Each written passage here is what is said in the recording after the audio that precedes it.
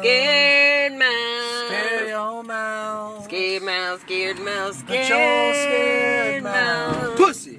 Put your Scared mouse. Don't let it in the house, cause it's a scared mouse. Scared mouse. Scared mouse, scared mouse, Scared scared mouse. Scared mouse, scared mouse. Come on, scare your mouse. So come on, scare your mouse. No, it can't come in the house. No, it can't come in the house. Cause it's a It's gonna come on, scare your mouse. Scared mouse, scared mouse, Well, scared it's mouse. gonna come on, Scared mouse, scared mouse, scared mouse. Scared mouse.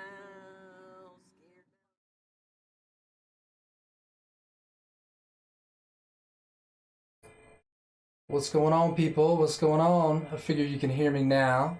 Should be able to hear me. Yep, audio is working. We are shifting very soon right here. But before we do, I want to ask you, if you haven't already, to pull out your phone and text 52886. All right, that's the number you're going to text. You're going to tell them, end the exception. All one word. It's right here. It's really quick. We'll just take a second. I just want you to jump into that.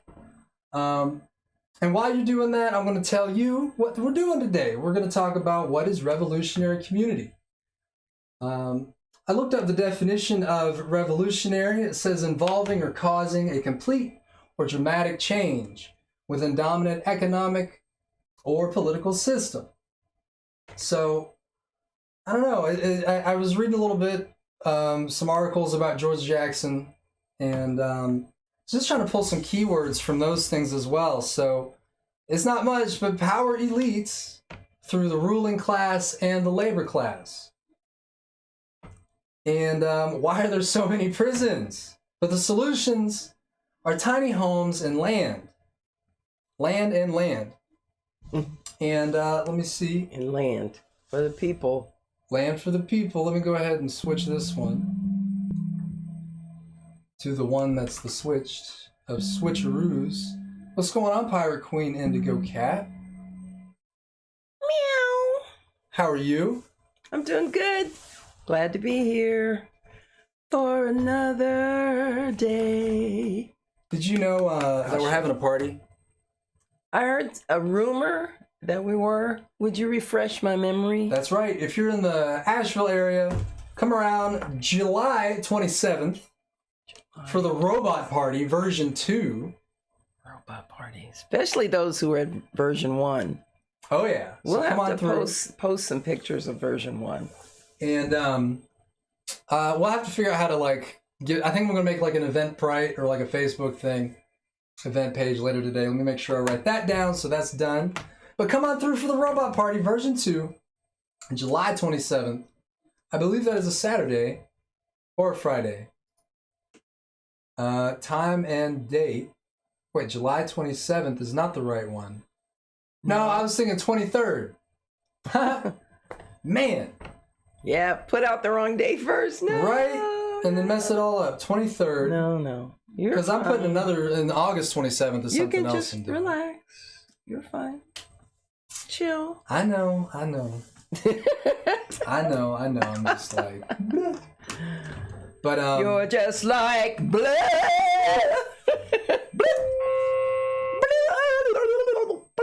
Cool. Turkey. Also, check out our Redbubble page, please. Turkey, turtle. We got some designs up there that have been up there for a minute. A hot minute. So we're going to change them in August. We're going to completely change them. And I've been working on some designs. Probably this Vegvisir that I'm working on today will go up there. Speaking of which, I'll go ahead and pull all that up. But otherwise, we were going to jump into a book about community. And then we're going to have our kind of reaction commentary to that book. True story. But yeah, let me see. INKSCAPE's coming up. How has y'all's week been? Hope it's been good. Hope it's been A-okay. Exciting everything. Very exciting weekend. And if not, I hope it gets better. Yeah. What's this other thing I was going to put? The sun will come out tomorrow. Mm-hmm. All right, let me see. Open Vegvisir. That's a dinosaur. What's today? Thursday? Thursday. Thursday. Hail Thor. Hail Thor. Hail Thor. Thank you, Thor, for taking care of Midgard. We thank you, Thor, for taking care of Midgard. Thank you, thank you, thank you, thank you, thank you, thank you, thank you, thank you, thank you, thank you, thank you, Done. thank you. All right, I finally got the 9 Vegvisir rounds. up. Which one? Do you? Oh, yeah. Oh, yeah. Oh, wait. That's not the Vegvisir. That's a dinosaur. That's what I was going to say. What kind of Vegvisir is that? That's not the right thing. That's a dinosaur, my dear. I showed my creativity and drew a dinosaur. That's a dinosaur, my dear. A dinosaur, my dear. It's not a Vegvisir. It's a dinosaur, my dear. Uh-oh. Dinosaur, my dear. A dinosaur, my dear. It's not a Vegvisir. It's a dinosaur, my dear.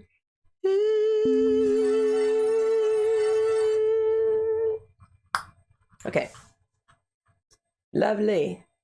And did you want to refresh our memory on what the Vegvisir symbol is or means? Or It's like a compass. It's for wayfinding in stormy weather and harsh weather. Mm-hmm. So that's the physical meaning of the symbol.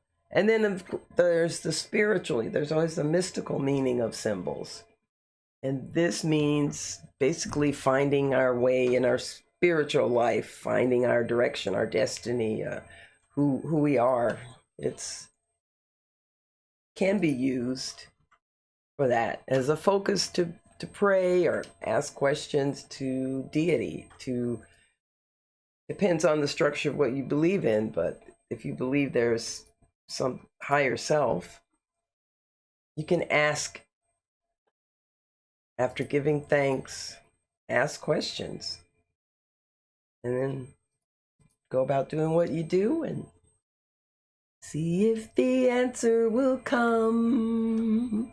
See if the answer will come. Oh, see if the answer will come. See if the answer will come. So, you ready for me to start creating a life together? I think so. Okie Are you dokie. ready? Let's do it. All right. Here we come. We'll just start at the beginning. Creating a life together introduction. I'm looking for my glasses. I'm wearing them.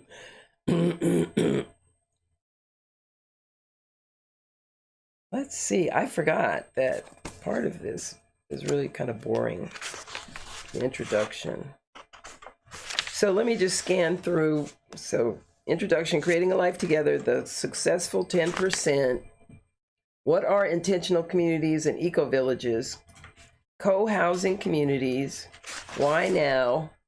What you'll learn here. Is this information really necessary? Is this advice corporate? And how to use this book. So I think I'm going to start with that. Most of the skills to learn and steps to take in forming an eco-village or intentional community are not linear, but simultaneous.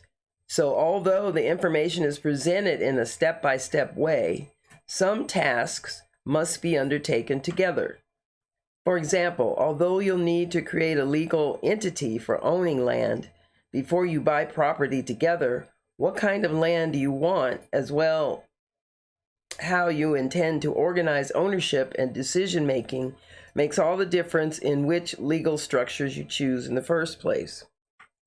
I suggest first reading this book quickly to get an overview, and then a second time slowly and thoroughly, then collect and read other resources for more detailed information. I also suggest that everyone in your group read this book, not just those who are getting started and assuming leadership roles. The more of you who are informed and hopefully disabused of common misconceptions about starting new eco-villages and communities, the more empowered and effective you'll be as a group. So let's get started. Yay! So should I read this? What are intentional communities and eco-villages? I feel like, yeah, just a definition. Yeah, go for it. Just so we whatever you feel called to, you know. And I haven't had a chance to really sit down with this book. I've gone through it. You got a lot of notes and stuff. A couple, on it, so I just a few times. I just want to give you space to you know, share what you resonate with that. So, and this is part of the introduction. I think it's important that we understand what is defined. Right. The words we're using, how are they defined? What are intentional communities and eco-villages?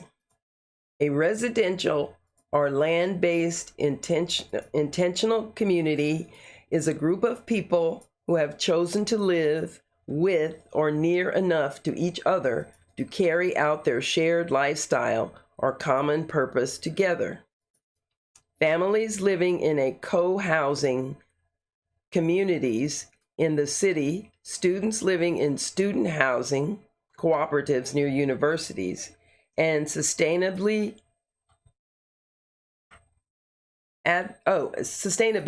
advocates living in rural, back to the land homesteads are all members of intentional communities. So that's our definition.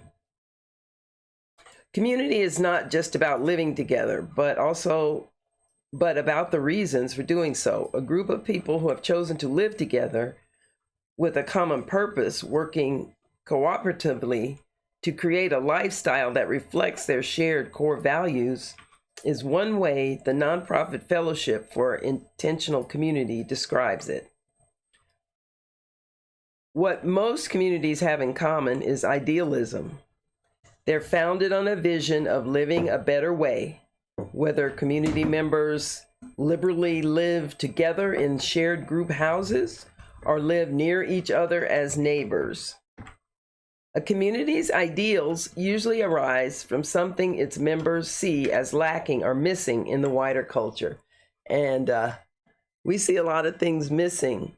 And I'm grateful you all are listening so we can start contemplating some ways to be the solution.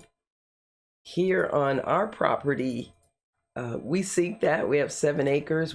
We are part of a homeowners association, but we have enough space here to experiment with community. So we're glad to be able to share just some real steps that you have to think about before you get there. Eco-villages are intentional communities that aspire to create a more humane and sustainable way of life. One widely quoted definition by Robert and Diane Gilman defines eco-villages as human scale, full-featured settlements in which human activities are harmlessly integrated into the natural world in a way that is supportive of healthy human development and which can be successfully continued into the indefinite future. And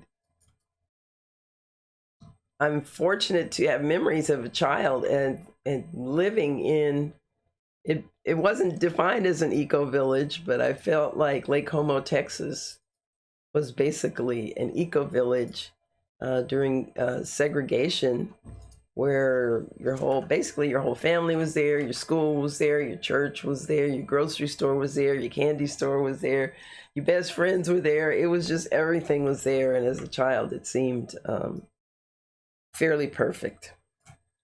So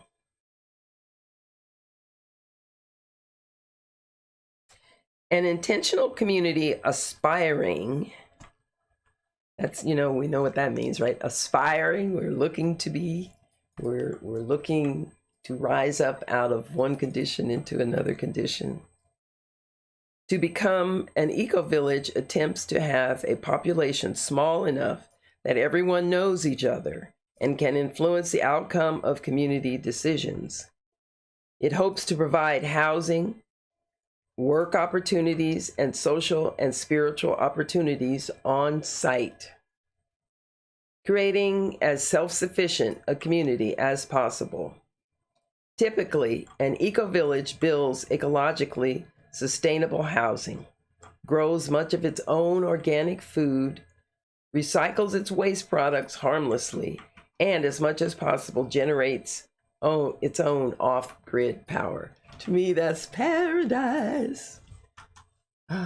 Back in the day, when I was married, we had 160 acres in Cochise County, Arizona. So it was outside of Bisbee and Sierra Vista.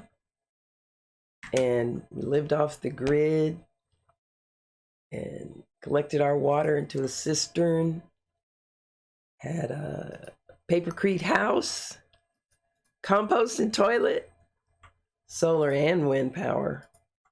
It was a great experiment, but at last, here we are in North Carolina, plugged back into the beast. But anyway, the goal is to be self-sufficient, self-feeding. Just do things for yourself. Stop depending on somebody or the government to do it for you. Figure it out amongst you and your friends. Sit together and start writing down ideas about what you would like different, or where you'd like to be, or if you lived in a better house, what would it look like? Or if you're moving from public housing, have you visited anybody's house that is kind of like something where you think you would like to stay? And how far do you think you would like to be from your neighbors? You know, I always feel I'm fortunate or privileged, even perhaps, because my family, I was always brought up in a family that owned property.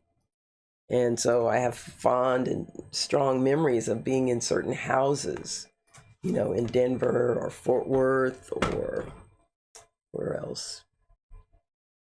Phoenix, being in houses. So I certainly can't speak for people brought up in public housing. But all I can say is, in society, that it's like that first house or that house that the couple gets together, that, you know, when the couple either moves away from the parents or whatever, that first house is for you to figure out this thing called life. It's like it's good to have a small place so you don't get too much stuff. Anyway, that's my opinion. Anyway, like a small house for a beginning couple, and then they have their first child and they figure out how to master that space, how to keep the cabinets closed. It's a lot of stuff to figure out as a new parent. And a small house makes it easier, because then you don't have to worry about maintenance of the yard and stuff like that. So that's just an idea on the type of community that young families might like to live in. What would be convenient? Store, of course. The store, a food or a garden, some kind of community setup that provides that. And then also that could be an employment opportunity for the mothers, taking time to not only bring the kids, be together in the market, that's how it's done in indigenous, that they've figured it all out. They're still living it. It's alive and well in Nigeria, in Osogbo, and the places I've seen. So sometimes us having all of these material things makes too many veils that we have to look through to how to get back to basics. Anyway, I digress. Co-housing communities. Co-housing is another increasingly popular form of contemporary intentional community. Co-housing communities are small neighborhoods of usually 10 to 40 households, which are managed by the residents themselves, and which have usually been developed and designed by them as well. Although increasingly co-housing partner with outside developers. Co-housers own their own relatively small housing units and share ownership of the whole property and their large community building with kitchen, dining room, meeting space, and usually a children's play area, laundry facilities, and guest rooms. That's kind of what I was saying. Co-housing residents conduct their community business through consensus-based meetings and enjoy optional shared meals together 3 or 4 nights a week. That's the type of community I lived in Montana, California, the teaching of the Ascended Masters, Elizabeth Clare Prophet's group. So we had property in Malibu, and we lived, and we were vegan and grew our own food and made our own soy milk. It was back in the days before things were labeled and packaged and put in health food stores. Back then, you had to make it all yourself. So great memories. I have such fond memories of living in community, because the time we would go to chapel together, we'd do decrees 3 times a day. You know, you got to take a break and do your prayers and decrees 3 times a day, and you could eat communally. There were schools for our little children. Montessori school was available. And it was a time where I didn't have the stability out in the world to get that level of education and care for myself or my child. So it was definitely a godsend. And I thank you, Jesus. Thank you, Jesus. Thank you, Jesus. And anyway, there I got introduced to the rest of the Ascended Masters and got out of my fear that they try to make as a child, that if it's not Jesus or God of the Bible, it's the devil. So anyway, that's another whole digression. Anyway, I got introduced to the rest of the Ascended Masters from all over the world through Summit Lighthouse, Teachings of the Ascended Masters, El Moria, Guru Ma, who's ascended now, Ascended Lady Master Guru Ma, Ascended Lady Master Christine, who we named Coffee, the green drink. Anyway, I digress again. Co-housers believe that it's more readily possible to live lighter on the planet if they cooperate with their neighbors, and their lives are easier, more economical, more interesting, and more fun, observes Chuck Durrett. One of the, okay, why now? Okay, we know why now, because it's needed. It's needed now and in the future, and as our future becomes, as our now becomes our more compassion from the future or for the future, the people that are coming out of the prisons and carceral systems that have been structured to just keep scraping them out of our communities and keeping the Black community weak, or keeping, I don't know why. It doesn't have to be that way. It doesn't have to be that way. The universe is infinite. There's no lack. That's the lie. There is no lack. Okay, and then it says the successful 10% and why 90% fail.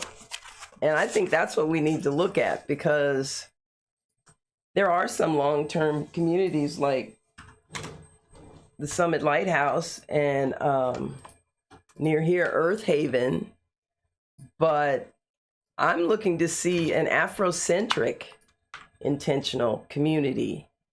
And so it would be enough space to really experiment with what that means. What's that like? And it has to have some space for healing activities and crying and physical activities. So that we can get to the place where we can sit at a table and say, what did we lose? What have we lost? What is our culture? And I think a lot of people have done, looking up their genealogy. And I'll just tell you right off the bat, Yoruba Igbo here. And there's some other blood, but it's what I feel the strongest, in Choctaw Cherokee and Scotch Irish German Viking. I think we need to look at why most of these ideas fail. I think it's really great that we've had this time of during the plague to actually consider other ideas, to get off the rat race, to like look at different to quit those slave wages jobs and come together and make something for ourselves. We do all, they can't survive without us. So the successful 10%, what works and what doesn't? Since the early 1990s, I've been intensely curious about what it takes for a newly forming community or eco-village to succeed. So far, as publisher of a newsletter, I learned that no matter how inspired and visionary the founders, only about 1 out of 10 new communities actually get built. The other 90% seem to go nowhere, occasionally because of lack of money or not finding the right land, but mostly because of conflict. And usually conflict is accompanied by heartbreak, and sometimes conflict, heartbreak, and lawsuits. And yeah, anybody who's experimented with it knows the bad parts, but some are surviving. What was going on here? These people started out trying to create a way of life based on ideas of friendship, goodwill, cooperation, and fair decision making. What had these founders not known?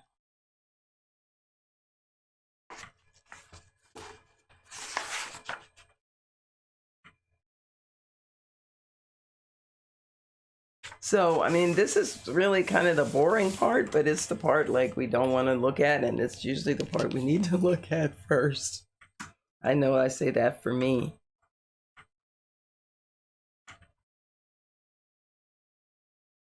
So some of the things like the founders may not have known.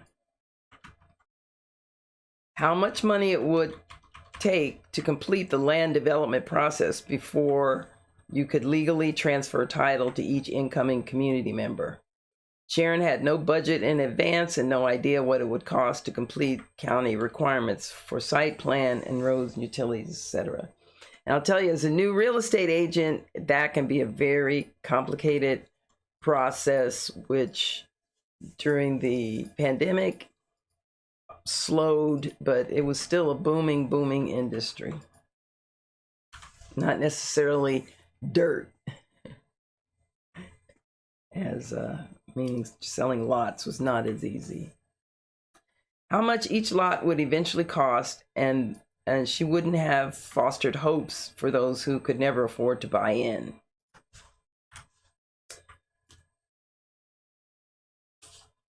Structural conflict, 6 ways to reduce it.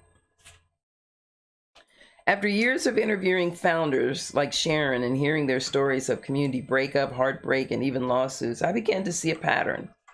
Most new community failures seem to result from what I call structural conflict. Problems that arise when founders don't explicitly put certain processes in place or make certain important decisions at the outset, creating one or more omissions in their organizational structure. These built-in structural problems seem to function like time bombs. Yeah. Several weeks, months, or even years into the community forming process, the group erupts into major conflict that could have been largely prevented if they had handled these issues early on. Had that experience being part of having Zamani Refuge African Cultural Center, Umbrella, a Quaker group that was working across the border in Mexico. It was when we lived in Arizona. And when was that? When was that? When? Mm-hmm. Ooh, so I don't know. Whenever I lived in Arizona. But we were working across the So you're border. saying you're talking about Zamani Refuge, so that's... African Cultural Center. That's when we owned 160 acres. And that was our first attempt at buying land. And I thought we could just invite people and they would come. You know, really naive. Too excited to want to read a book about how hard it is. But it was the perfect area for people who, I mean, it was all kind of experimental housing going on there between Bisbee and Tombstone. There was this old guy, Dale, and he had a lot of container housing. His studio was in containers, and he was just kind of a trope of a old guy with white hair and a beard, and just kind of eccentric, but just fun. They were our neighbors, and you could just stop over and sit and talk. And there was the Strawbell Zendo run by Hank and Tim, and it was just built out of all adobe soil. And so people were experimenting with papercrete and all kind of natural earth building practices. And what else? It was a nice little community. But what happened again, like what I feel almost with Asheville, is when I came there, all the Black community was basically in Sierra Vista because they were ex-military. And so then there's us, like, Black artists who end up in Bisbee.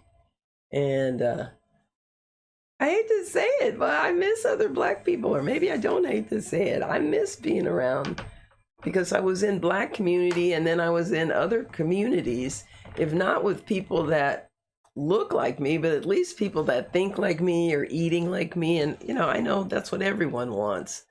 But I think we can just sit together and figure out a way that nobody has to lose. That's what's taught us working with Sister Cities, is you sit at a table and you say, like, it's going to be a win-win. How do we make this a win for everybody and make sure at that table everybody is there? And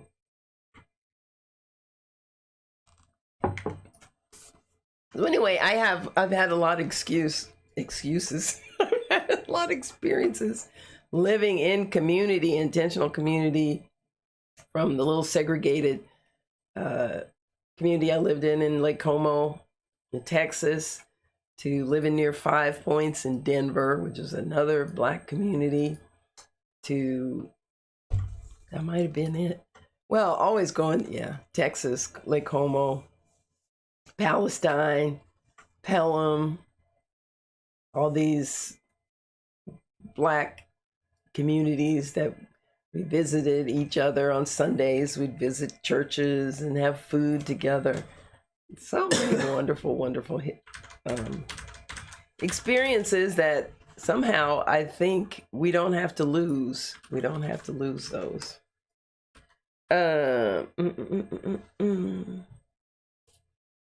What else? So identify your community vision and create vision documents. So I've been working on that, of what I think this African centered community would be like. It would be, part of it is like, what was it going to look like? Well, I'm going to use some motifs from all the different peoples on the continent, and even in the diaspora, the difference in the different diaspora places, so that maybe there's a cafe, or maybe there's a little small community gathering coffee shop on the corner and its theme is from Jamaica, or maybe there's a nice dining restaurant by the water and it's Oshun and some Yoruba concept theme. So that's, I mean, that to me, that's visual. What is Afrocentric? What would be centered on the different peoples, the Yoruba, the Igbo, the Twi, the Hausa, the Fulani, all living in harmony, and having us in the diaspora be able to study. They're this link. They're this natural bridge to just living at one with the land, the indigenous way, no matter what continent your people are from. We all came from Albuquerque. Do I say it right? That's terrible. What is it? Wah, wah. What is that? We Googled that. Yeah. We were talking about that a couple weeks ago. How dare I not know how to pronounce it? Yeah, Alebucan. Alebucan. Alebucan. Alebucan, all right? Alebucan. Let's say that word. Alebucan. Alebucan. Let's say it again. Alebucan. We're going to learn it. Alebucan. Yes. Say it, mouth. Yes. Alebucan. Alebucan. That's the name of Africa before it was named by somebody outside of Africa. Alebucan. Alebucan, Alebucan, Alebucan, Alebucan, Alebucan, Alebucan, Alebucan, Alebucan, Alebucan, Alebucan.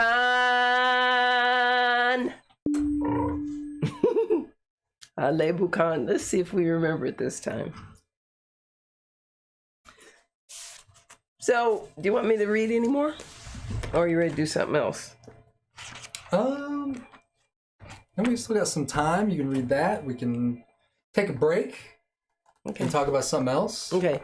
But I mean, would you buy this book if you're talking about community and you're interested and you're sitting there in the projects or your apartment in New York or your I don't know, wherever you are. Let's read this book and prepare for the future. If your husband's in jail, if somebody's in prison or whatever, your family's all separated and scattered, start reading this book. Creating Life Together, Practical Tools to Grow Eco-Villages and Intentional Communities. Diana Leaf Christian. And the foreword by Patch Adams. Yay! Anyway, I'm an old hippie. Yeah. That was the hippie dream. I haven't given up on the hippie dream of free love, free food, that's what we talked about. But some of us are still around. We haven't given up. We're not giving up ground. We're gaining ground because ascension power is right here and now, every hour. Ashe. Well, I don't know. I'm still plugging away at this Vegvisir here. Vegvisir. Vegvisir. Vegvisir. It's looking good, Bean. Yeah, it's coming along. Looking good. That always expands it. Well, maybe that'll look interesting. I don't know. I don't know. What don't you know? Well, we were also supposed to. We're got to get in contact with the Noir Collective at some point before the end of this week, I think. Yeah. So that we can just work on getting this inventory put in the Noir Collective, which is just going to have a whole bunch of stuff you've collected over the years.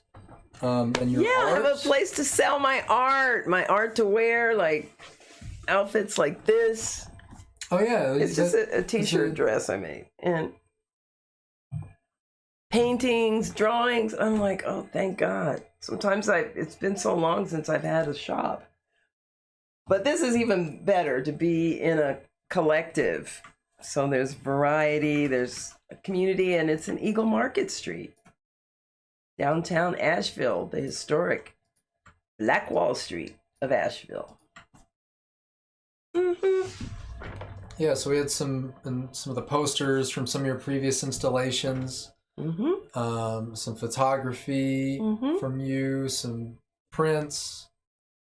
And yeah, some clothes. So Yeah, if you're gonna be in Asheville, or if you're in Asheville, if you're around, you know, before you go to the robot party on the 23rd, which is a Friday, it's in a couple weeks now. Less than that, right?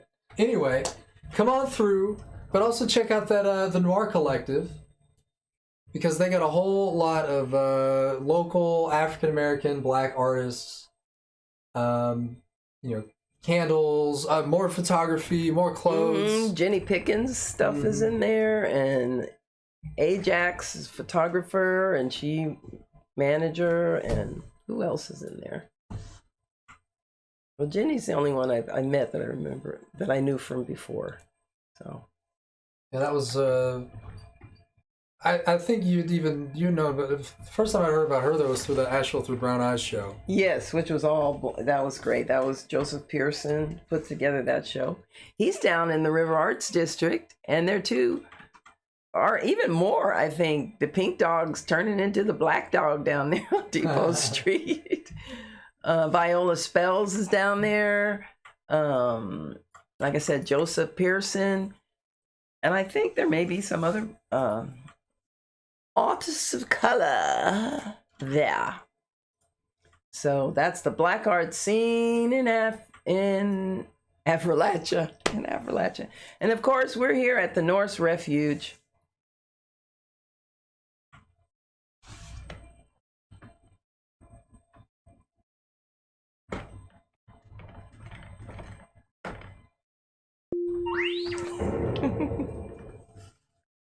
Ta-da!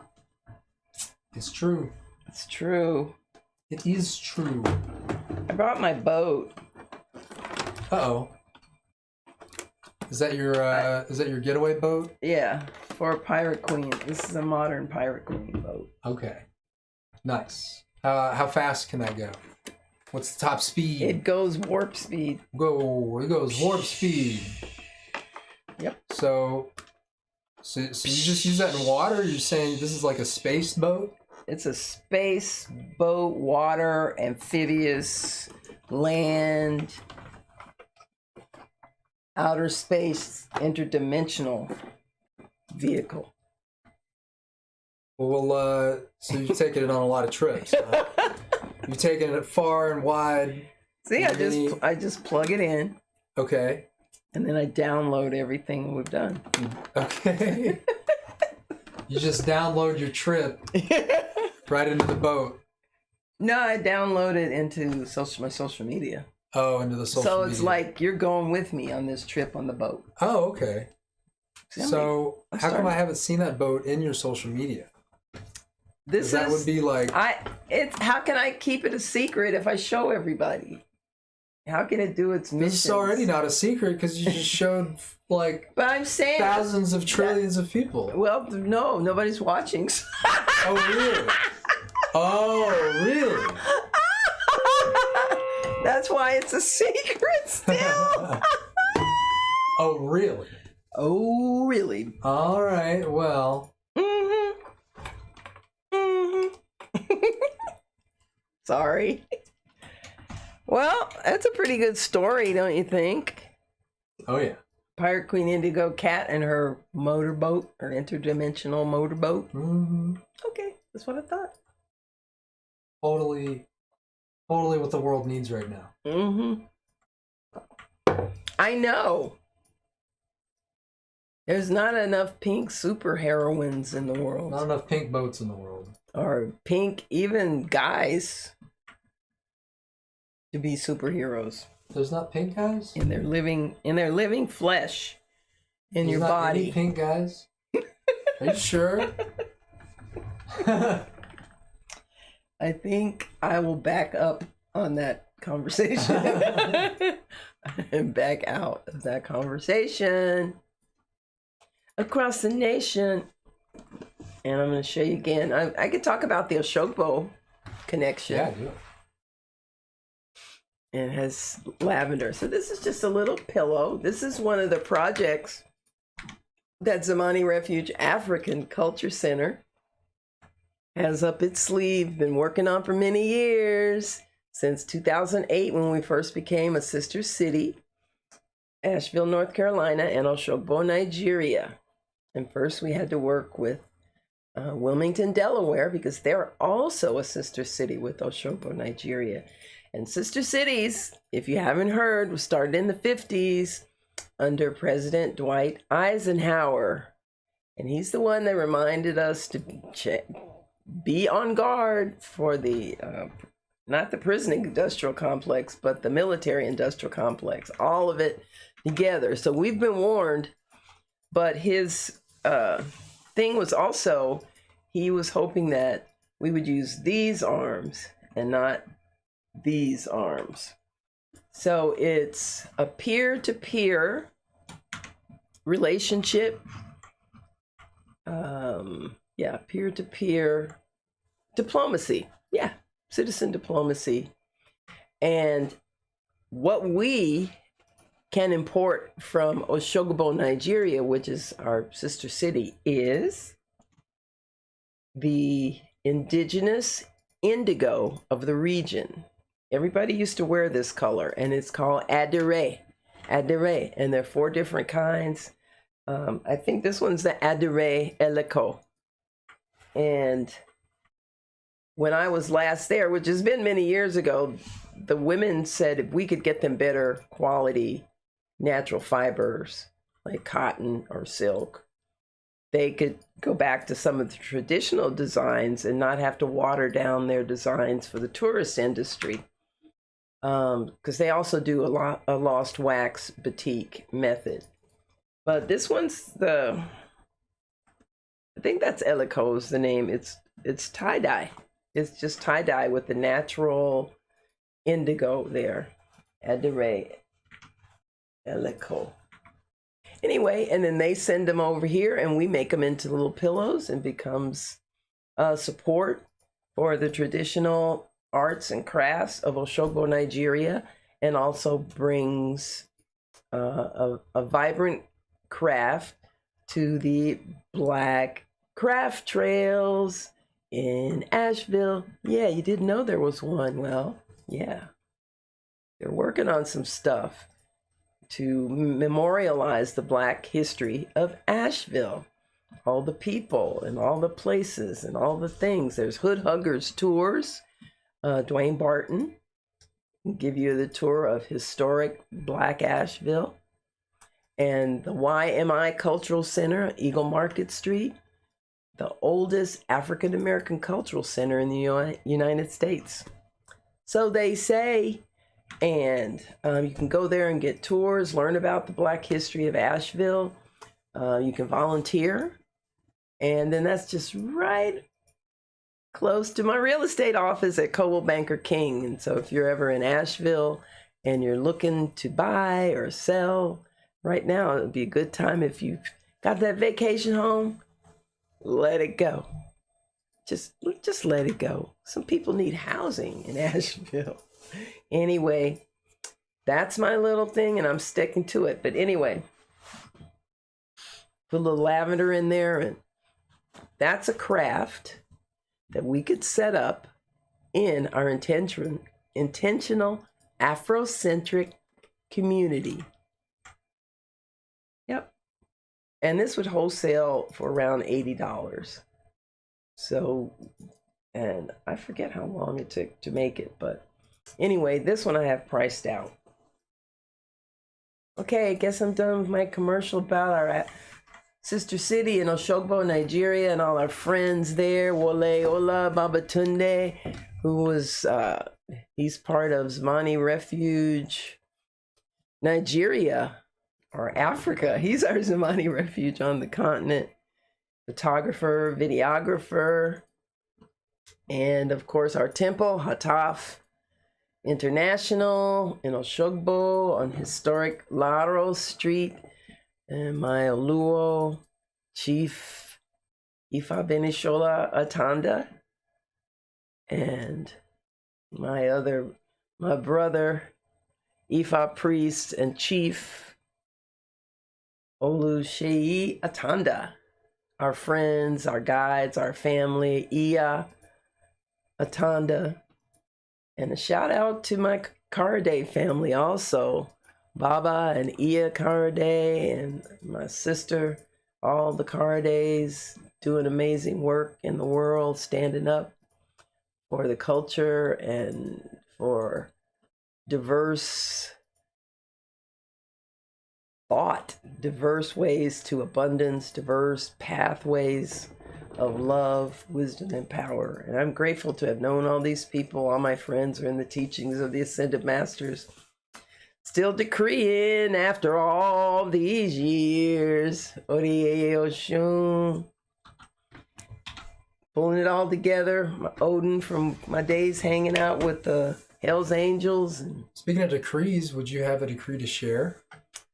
Oh, we got about 10 minutes left. Okay. We can just drop some decrees down. Well, these are just ones I know. And since meeting a millennial Brit, you know, they change them. He changes them and makes them his own. And I learned them rote. And that way I can pass them down rote. So the main decree I love and depended on is about the violet fire. And the violet flame is a dispensation of Saint Germain. And dispensations, like when you're on the path and you reach a certain level of enlightenment, you're like, oh, I can start planning, like designing my own path, my ascension, my way, my books, my whatever. Yeah, you get to plan it yourself. So Saint Germain gave us to the world the dispensation of the violet flame. Like Jesus, 2,000 years before that, gave us a dispensation of peace, I think, or turn the other cheek, right, from the Old Testament. You know, you Bible scholars know this stuff. But anyway, Saint Germain, this is his age, the Aquarian age, transmutation. Before, you had to balance your karma one-on-one. He gives the violet flame so you can balance it from a distance. You can visualize violet flame all around the planet, transmuting all this pollution and consuming the cause and core of all the hate and hate creation in the world. So it's a simple one, and I just see the planet with violet around it, or I see my heart, and my heart has some old dark coals and stuff that isn't burned up, or it's painful, or there's pains in the body. You see some violet flame around there just burning, burning, burning. And it's, I am a being of violet fire. I am the purity God desires. And any so-called magical stuff, you say it 3 times, 9 times, you know that, how you repeat stuff. And I am a being of violet fire. I am the purity God desires. I am a being of violet fire. I am the purity God desires. I am a being of violet fire. I am the purity God desires. So that's 3 times. And when you really see and feel it, after a while, there is a stepping up that is felt and can be seen. I do remember and I do witness some of the Black people in the teachings up in Montana when I was there, and we used to get together regularly and just do violet fire decrees, sitting in a circle. And I have to tell you, we lifted off. It was like, woo. But all of that, we still let a brother feel that he couldn't talk to us, and he was separated from his wife, and he was in LA, and he got in a relationship with another woman, and instead of, he had nobody to talk to other, I guess, and so he sat in his car and blew his brains out. And I looked at that as a big failure, as a friend, as a anything, when whatever you're doing is so rigid that it doesn't have a place, you know, it's excluding people instead of including them in behavior, like monogamy, and where people take that stuff to look at themselves as being less than you. Anyway, that made me very sad, but we had some very high moments doing the violet flame. And so I'm gonna step it up some. I am a being of violet fire. I am the purity God desires.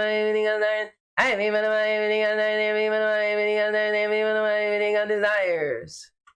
And then so there's a preamble where you ask or say or outline what you want to talk to the deities about or your higher self. And then you do the decree and then you close it. It's like any, Magic 101. You start with being clear about what you're doing, what you're asking, where you are, and all that kind of stuff. Basic doing the magic circle or the circle of light, tube of light. Then you've written the letter, you've put in the energy, you've put your heart in it, you've put your visualization in it, and then you seal it. And I was taught to seal it white fire and blue lightning. And we would say 3 times. And in full faith, I consciously accept this. Manifest, manifest, manifest. And in full faith, I consciously accept this. Manifest, manifest, manifest. And in full faith, I consciously accept this. Manifest, manifest, manifest. Right here and now with full power, eternally sustained, all powerfully active, ever expanding and world enfolding, until all are wholly ascended in the light and free. Beloved I am, beloved I am, beloved I am. And in full faith, I consciously accept this. Manifest, manifest, manifest. And in full faith, I consciously accept this. Manifest, manifest, manifest. And in full faith, I consciously accept this. Manifest, manifest, manifest. Right here and now, full power, anyone all is in the light free. Beloved I am, beloved I am, beloved I am. And in full faith, I consciously accept this. Manifest, manifest, manifest. And in full faith, I consciously accept this. Manifest, manifest, manifest. And in full faith, I consciously accept this. Manifest, manifest, manifest. Right here and now, with full power, eternally sustained, all powerfully active, ever expanding, world devoted to all the holy, ascending the light and free. Beloved I am, beloved I am, beloved I am. And that's simple, basic decree. Cool. Thank you for sharing. sharing The violet that. flame. Thank you for asking me. That was one of the first things you had shown me when we first met almost 9 years ago, and you're, because like just learning about the ascended masters and your experience in that, and doing the decrees and protection. That's the other thing. Transmutation and protection. Very important for us. Light bearers, as they used to call us. We called each other's light bearers. Yeah, so I just resonated with because it's about the Ascended Masters, the Great White Brotherhood is about studying all the spiritual and religious teachings and basically syncretizing them all to of the world. Yeah. Well, I mean, because they honor the each, whether it's Buddha, like you say, like Buddha, Zoroaster, Muhammad, El Moria. So it doesn't just say Saint Germain. I'm not really familiar with the organization as a whole, but yeah, they pull stuff together and doing those decrees. I mean, even when we first met, it took a lot of energy. There was a lot of energy blocked against just me and inside of myself, telling me that I love myself, telling me, just to support myself, internally. So when I was able to kind of break through that, and then Violet flame, examine these decrees, and sit with them and say them, repeat them, feel what it feels like to chant them, to decree them. Feel it in your body. Feel in my body, feel in my voice. And like you say, try to visualize it burning through karma. And it has become something that I just kind of default to. Me too. When I'm stressed out, and the other one I do is the tube of light when I'm going to sleep, just to like as something to focus on, and I like how it, like you say, it starts off with a preamble, or like there's 3 parts to that. The prayer, you put your intentions down, you put what the goal is that you want to see for yourself or whatever situation you're a part of. You put all that down, and then you hold that, and then on top of that you put the protection. So that's another decree. Michael before, Michael behind, Michael the left, Michael the right, Michael above, Michael below, Michael wherever we go. I am his love protecting here. I am his love protecting here. I am his love protecting here. And that I just, you visualize each of those points above and below you, all around. I've played with a lot of different visualizations with that as I'm saying them. I do that one in airplanes also. I just see angels before, behind, right, left, above and below when I fly. But yeah, so that's the prayer, and then you do the protection part. Yeah. And you can put as much energy into each of these as you want. If you only have the focus or the spoons to just do 5 minutes, 2 minutes, yeah, whatever 1 minute. It's a muscle that it takes time internally to bring focus to develop. So the prayer, the protection, and then the preamble. That one I don't. I've done it a couple. Like there's different formats to it and different ways to do it. So I'm still working on what I most resonate with. Maybe you can talk a little bit more. Well, we're taught to basically, it's same in like a Yoruba prayer. You're going to call the names of those who have come before you, that if it wasn't for them, you wouldn't be here. So it's a spiritual hierarchy. And it could be the 7 mighty Elohim, legions of white fire and blue lightning from the heart of God, and the great central sun, Mother Mary, Guru Ma, Lanello, all the ones I personally knew in this life, Ascended Lady Master Christine, Ascended Lady Master Guru Ma, Lanello. So that's my direct lineage. And then I have my Buddhist lineage through Windhorse and the angel Devas and all of these other beings, including Mother Mary and Jesus. And so you might as well call on all of them. That's in your blood.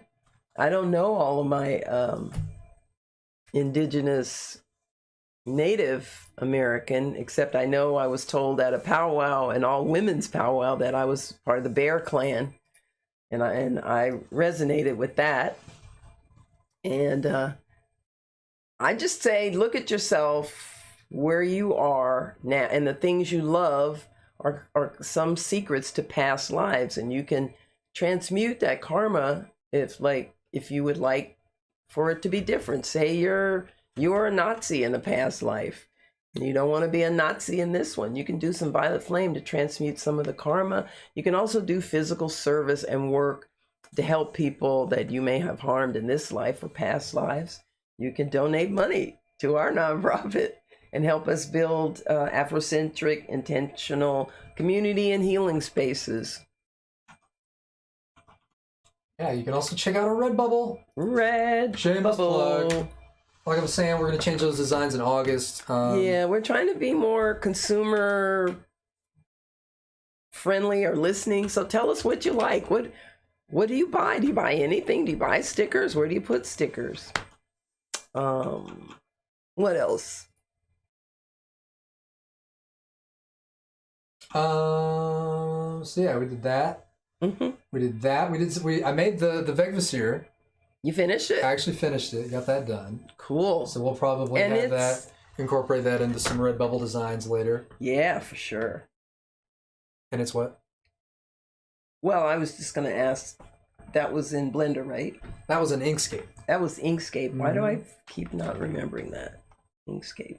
But in Blender, I can show you guys a real quick update. But we are going to transition to Elite Dangerous here in a bit, so stay tuned if you want to check that out. Yep. Uh-oh, I didn't mean to do that, but hey, we'll go with it. It's going to happen. It's going to be elite, and it's going to be dangerous! Oh, danger! Cool, I think I got a message from Alapak, who's going to be joining me today on that. Update that. I don't even know how to do a kazoo. How do you do this? You hum into it. Other end.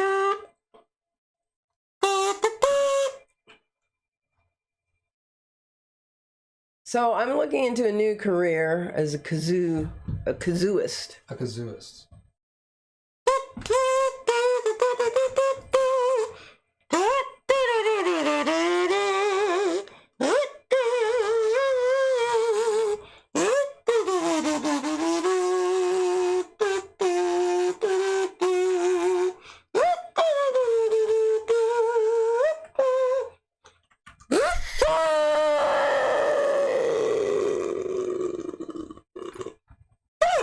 It's almost time for me to go. It's getting there, but you know, you're always welcome to hang out. I was just going to show folks real quick. Oh, I love that design. I thought I did it, but apparently I didn't save like all the edits I made on it, so that makes me kind of sad. That makes me sad too. That was a great design. Well, I mean, there's all I did was kind of adjust the frog, so it actually looks like more of a frog. On the shirt here, I'll go ahead and pull it up so you guys can see. Yeah, I want to see. On the Teotah. I want to see. Where's the I want to see. Where's the window capture? I want to Window. I must capture the window.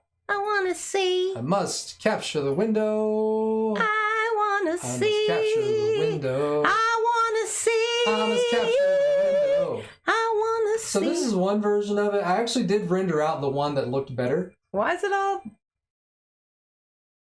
What? Oh, okay. What? I thought you changed the color of his bottom. Yeah, yeah. So I thought I saved, but it didn't save. I'm disgusted. I am just absolutely It's disgusted. so sad. So that's how it's supposed to look, right there. And then yeah, the frog. Yeah. The frog's supposed to have a little bit of a little, thing here. I can go ahead and drop that in real quick. Solid fill. We're gonna add. Can I duplicate that? No. I can add here. New. Do a fill, and then I can go and click this. Eyedropper. Grab that green. They didn't even bring in the frog's material. Wait, maybe if I click into the frog, there's the frog material. Okay, now I'm gonna make another material because I was in the wrong area. You can't be in the wrong area when you're making materials because otherwise, it's just you're just wrong.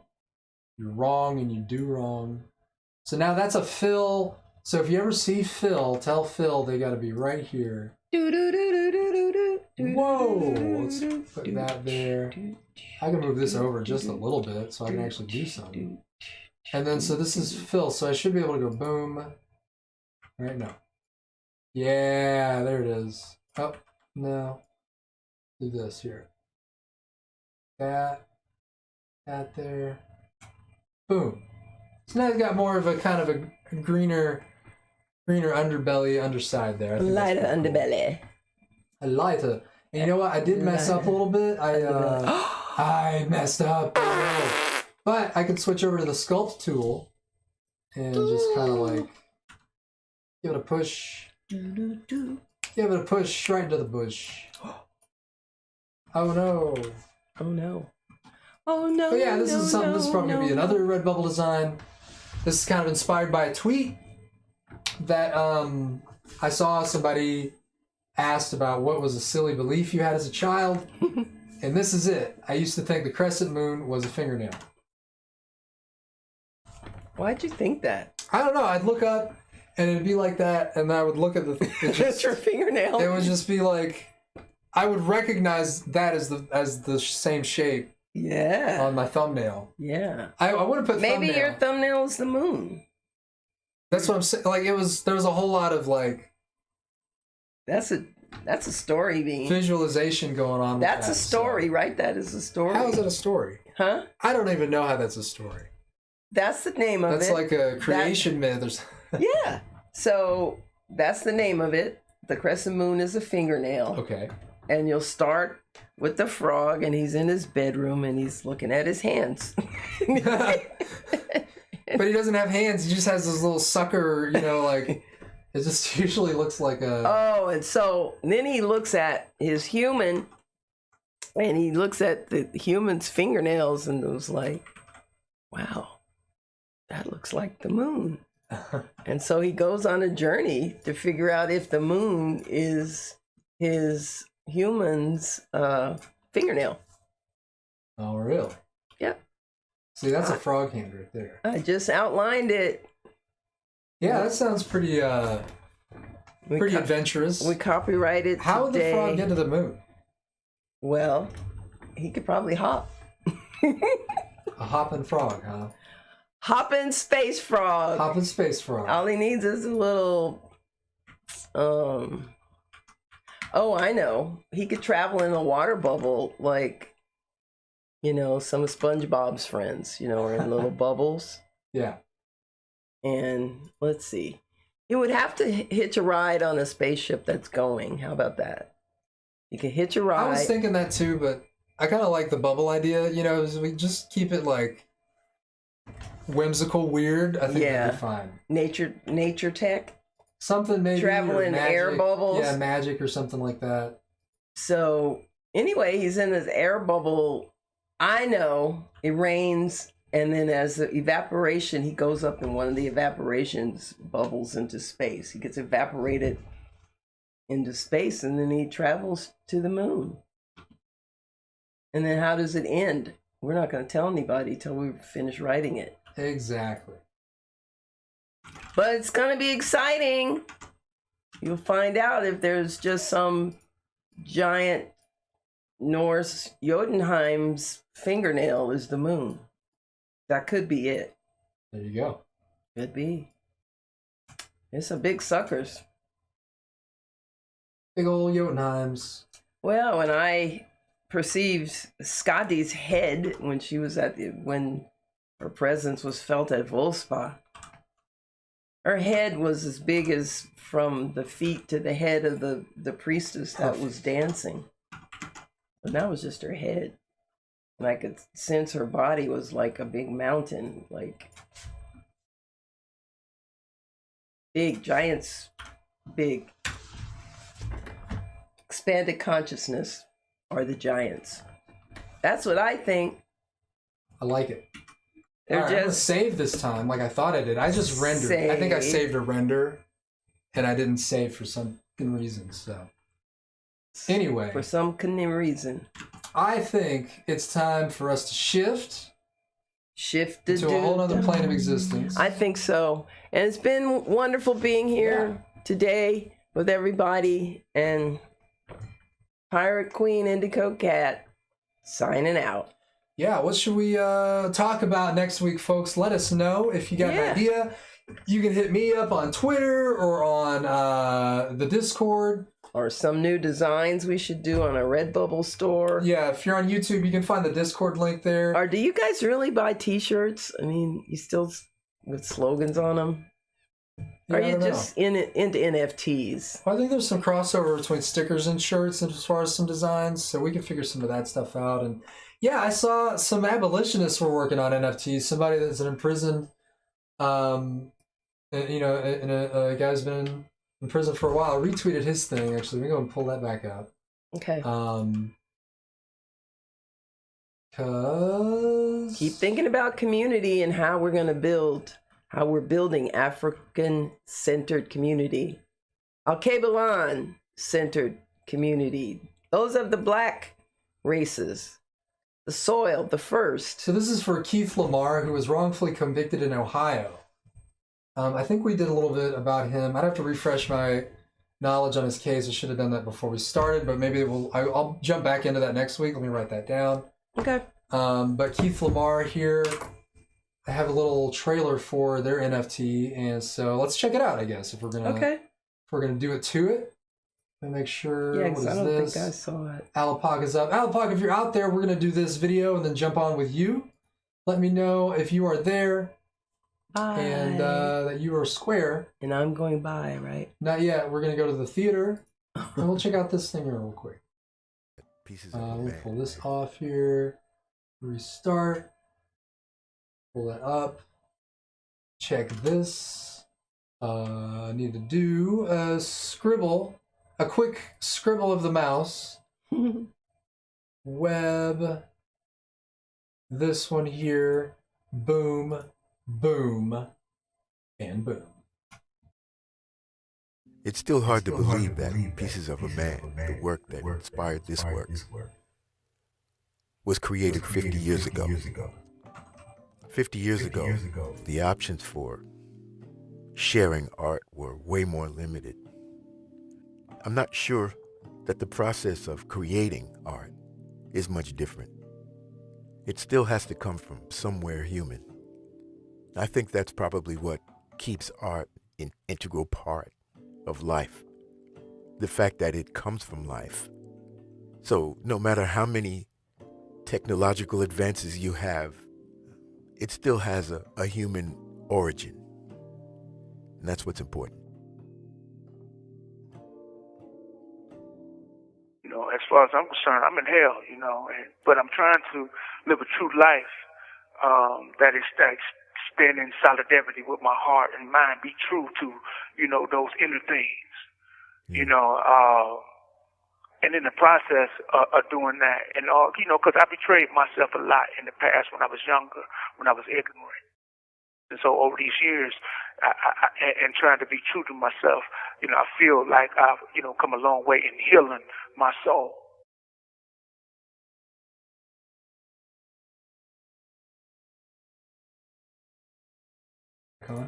Okay, that's great. Marie Cochran, are you out there? Marie Cochran, Appalachian artist, NFT, Frank X. Walker, Appalachian artist, NFT. Yeah, so there's still a lot. You know, yeah. I'm not even talking about NFTs. It's so much in its infancy. Yeah, but you have to have a core of something that somebody cares about, and like that's something people care about. Yeah, and so it's it's just something I'm going to continue to follow because there's still a lot to learn. The whole cryptocurrency world, and you know, I'm interested in both sides, the criticisms and the, you know, the commendations of it. Yeah, because I feel like there's got to be a way forward for all the people through technology, and I feel like it's like fire; it can create us or destroy us. So as an artist, to be able to actually get paid every time your piece of art gets resold is amazing. Definitely. So to me it puts the power of art as a creator back in our hands, not in the hands of a gallery trying to do these fellowships and all these other things to just get seen. Well, excuse me. I guess I'm done.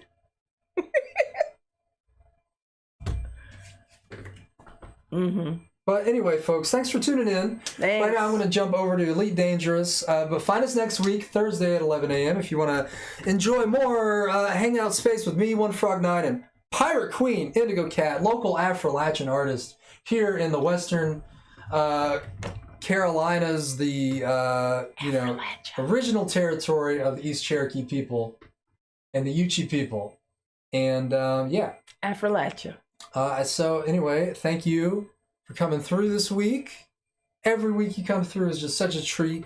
Well, I'm grateful. I'm grateful. With you. Feel like I'm part of the community. We're and collaborating. With you and I'm working with you. We love you. Remember, I love you. You are doing just what you're supposed to do, and you're where you're supposed to be, and just set your goal where you want to go, and just don't give up. Definitely. And I got some potentially some other collaboration coming down. We'll see how that goes. But yeah, I'm you know, we're here just plugging away. We're here and we're queer. Definitely. Oh. Just trying to figure out how to survive using our skills and our talent as artists. So not working for that massa no more. Definitely check out our Redbubble again. It will be changing soon. And that's that. So anyway, bye Pirate Queen.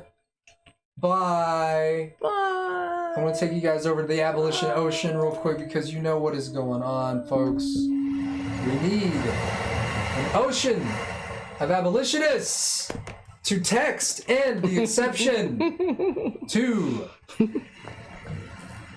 52886. It's all one word and the exception. Off. 2528816. Yeah, that's fine. All right. Very good. Very good. I'm going to give you guys a minute. I think I'm going to grab some water as well. Or, I got water here. Probably get some more. Alapak, wherever you're at, man, we'll go ahead and I'll meet you in the Discord. I'll pull that up here in a second. I think I'm going to go stand up, do a couple jumping jacks somewhere real quick. But yeah, if you're down to hang out and see what's going on with Elite Dangerous, it's coming right up very soon. We'll probably go into a little bit of overtime just because, you know, it's Elite. So stand by, everybody, all right?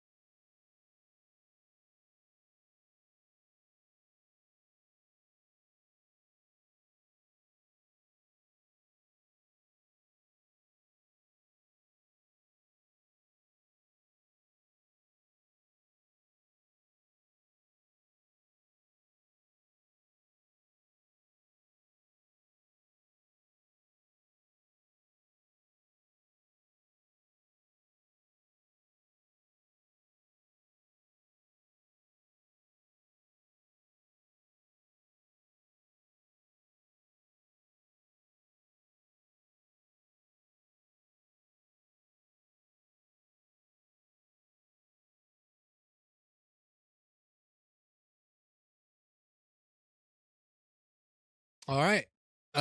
So did you do it? Did you text end the exception to 52886? You should, if you haven't already.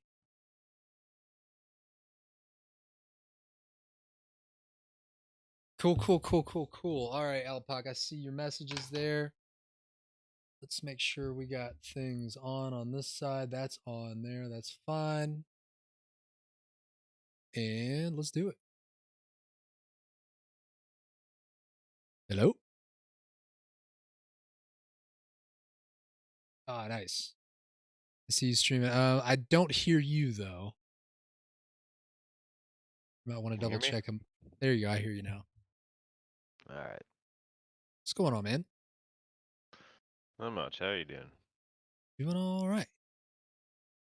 Go ahead and give me another mic check real quick. Got me? Yes. Okay, you're coming through. Excellent. So this is probably the first time I think we've hung out. Maybe we played Mech Assault last year or something, but I don't think we've actually hung Yeah, out. that sounds right.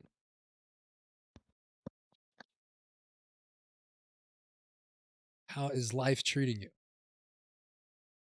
Not bad. This is I haven't played this game in too long.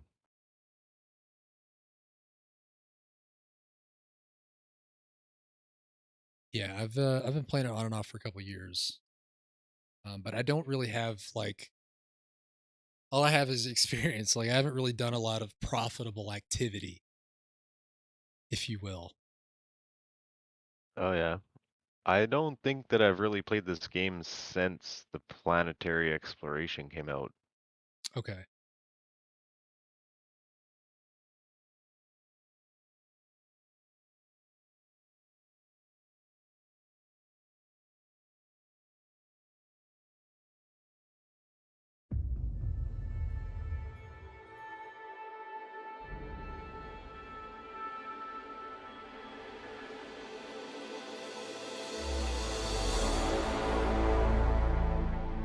I'm almost within fuel range of Chedake there.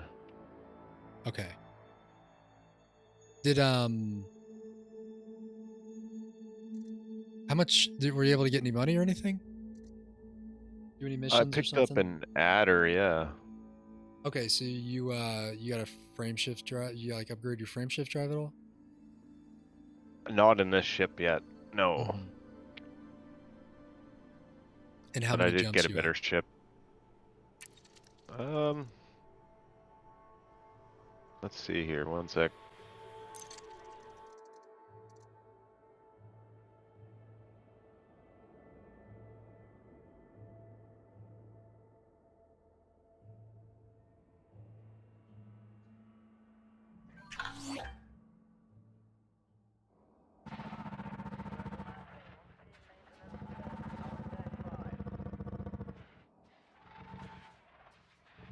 Let me see actually here.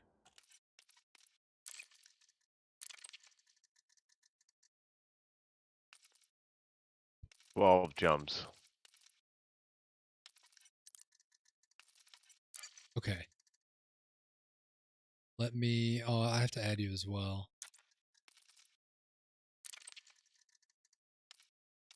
Okay. Search. So you sent that to Twitter. Let me grab that.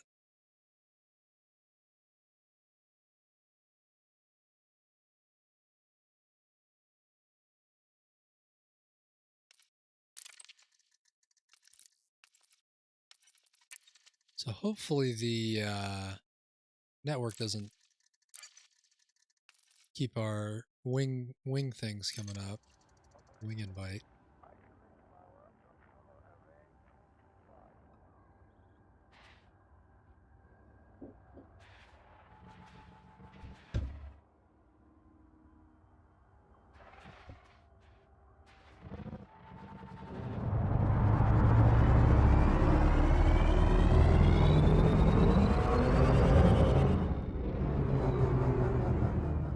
All right, let's go ahead and look at what system or whereabouts you're About to hit the Puppet Sector IRW C128. Excellent. That's one of my favorites. That's it. No. Yeah, no doubt. No, okay. PUPIS sector Double P. PP. PUPPIS.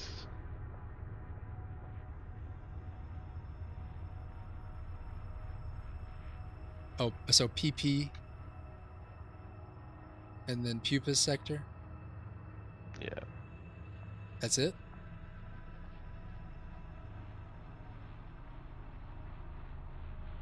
Question mark? Yeah. Huh. It's not showing up. There's no numbers or anything with it? Oh yeah, 1 sec.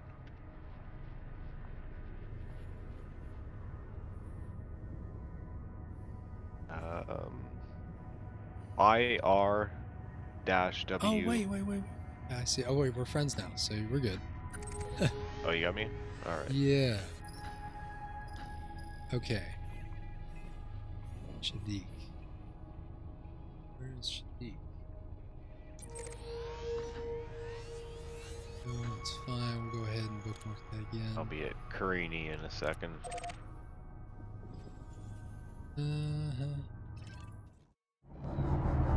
Okay. Well, the good news is, I am also headed to. Oh wait, hold on, cancel that.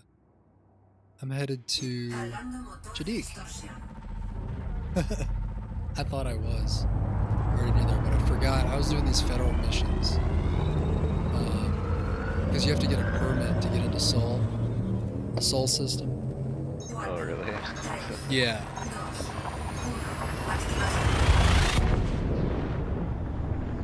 That's too bad they never were able to transfer my old commander.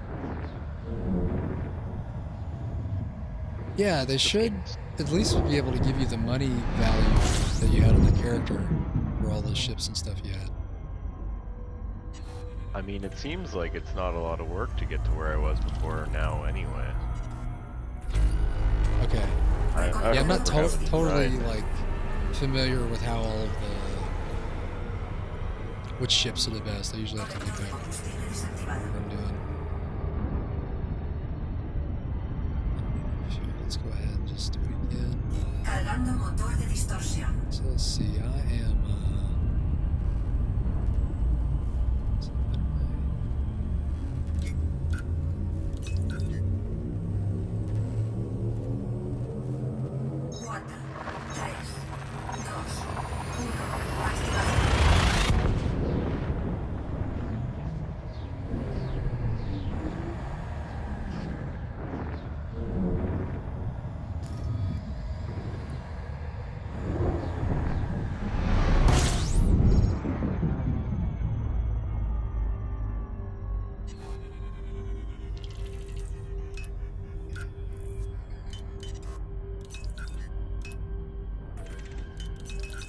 okay, let's see.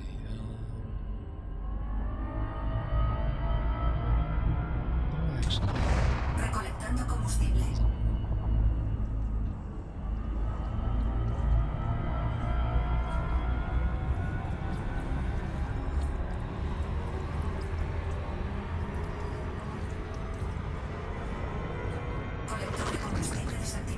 I remember not having Super Cruise Assist and automatic landing and launch. yeah. This game used to be hard. Yeah, and you can still remove those things. No way, not a chance. Oh, this is way easier.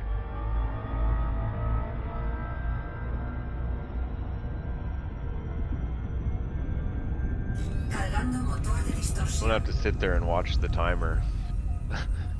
Yeah. Yeah, at least for those really big crazy jumps.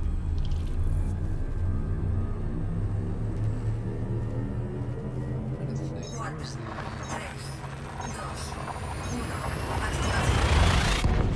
Are you on console or PC? It's PC. Right on. And actually, a friend of mine freaking got me a dang throttle and HOTAS thing. So now I'm trying to actually use it. I haven't used one of these for this ever. I had to Any of find these all kind the of- buttons again. I used Do to what? the controller, which is hard, but I had to find all the buttons on keyboard. Yeah, yeah.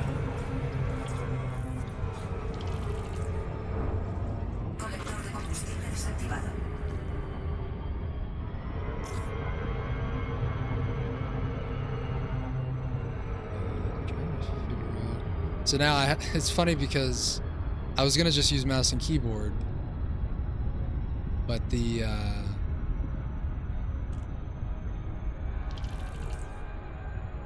when I was using this HOTAS before, it messed up all my controls. all the little custom bindings I had for keyboard and mouse. And I thought that wasn't going to be a problem until I just pulled it up just now. So now I'm just like, okay, I'm just going to use the hotels. And because at least I kind of know how to use it a little bit now. I was messing with it yesterday. But it rebinds everything. So like, just, you know how you look at the left and right panels? Yeah. So it's like I can't even do those with 1 and 2 or 3 or whatever. I have to like find thing in the hotels. So anyway, alright, so that means I'm also about 7 jumps away, so we'll probably get there around the same time. You might even get there before me. Okay. This. Why is it not giving me option to do the jump?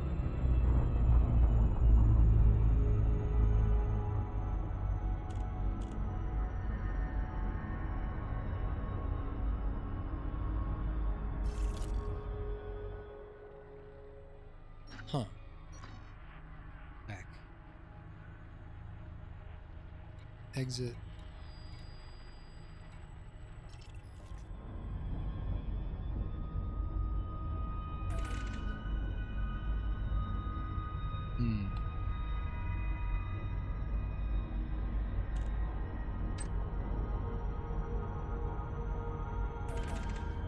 There it is. At least that.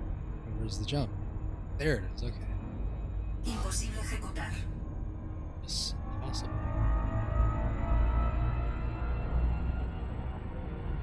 Do I know how to lock?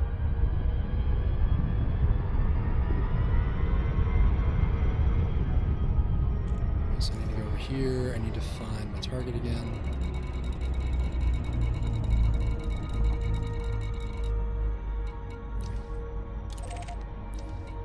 Cargando motor de distorsión.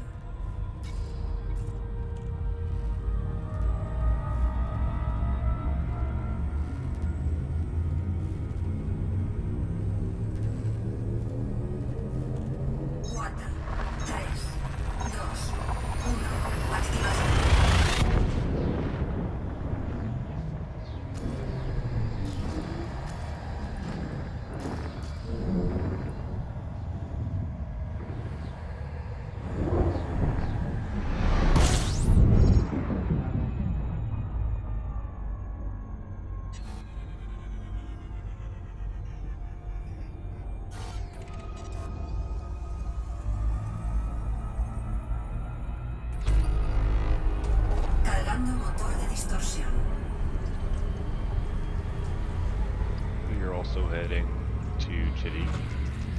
Yes. Alright. It's pretty far away. How many jumps do you have? I got 7. Less than 7.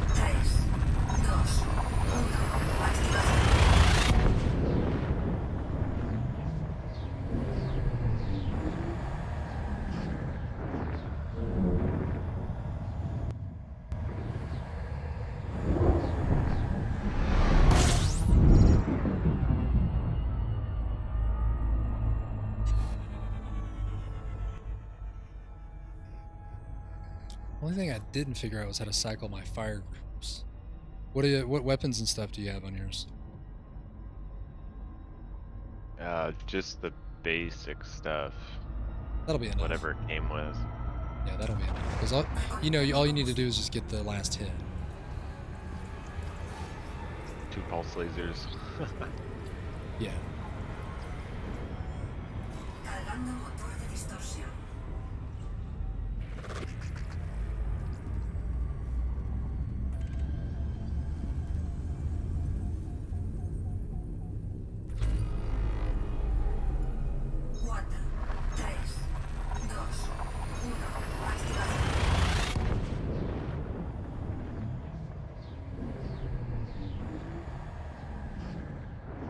Let's see.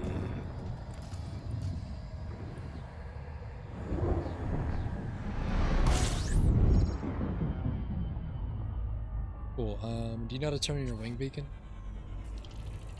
No. It's on your 4 menu.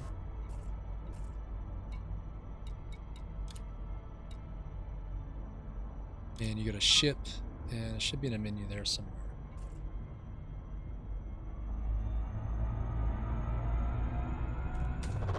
Recolectando combustible. Wing beacon, you said? Yeah, and you just it should be default off. But There you we just go. put it to wing.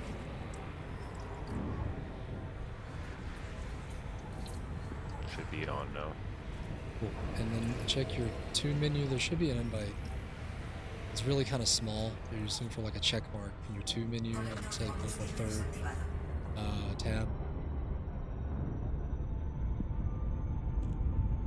You cycle tabs with Q and E.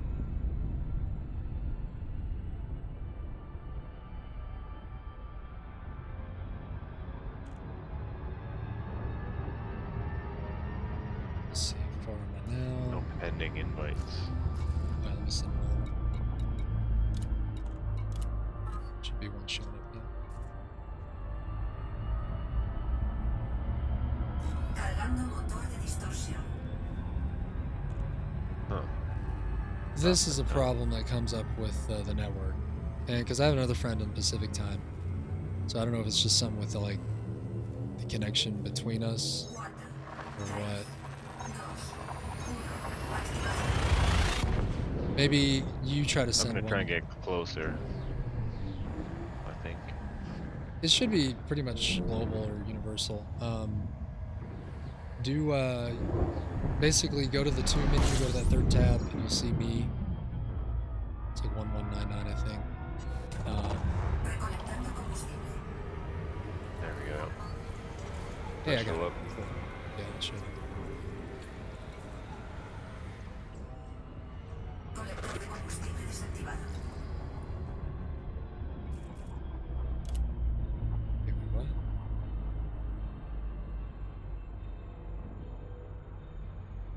There's something that happens in this control. You might have to send another one if I just wait 1 second. Something that happens where I hit a button. There it is, that button there. There we go. Cool. I accepted it. Send another one. I think the timer went out just as I hit it.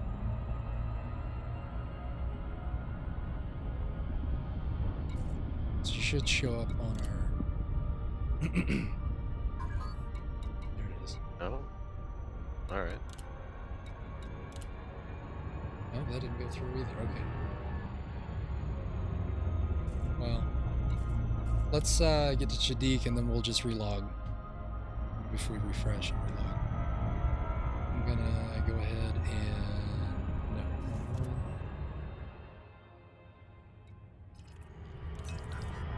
Cargando motor de distorsión.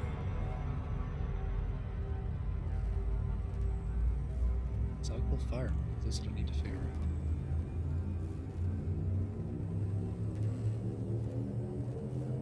Cuatro, tres, dos,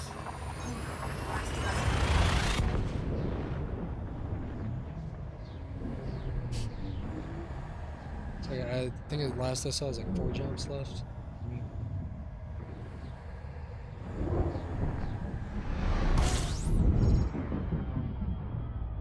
Got 7. recolectando combustible.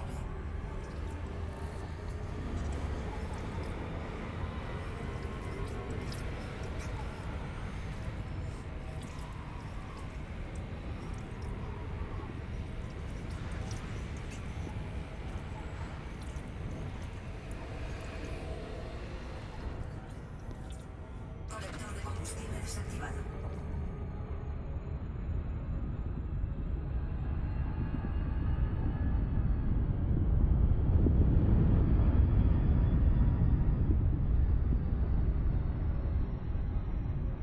Cargando motor de distorsión.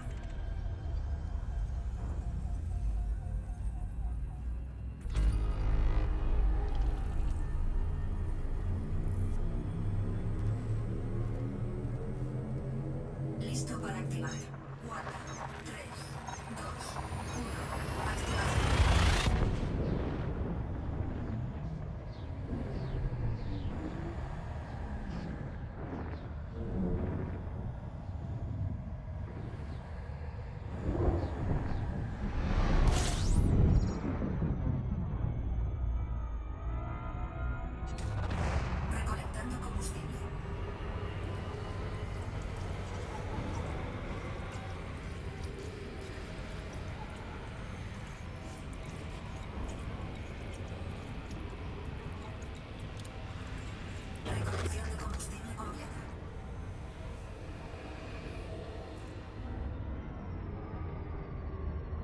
Hey, this should be. Cargando motor de distorsión. Shadik!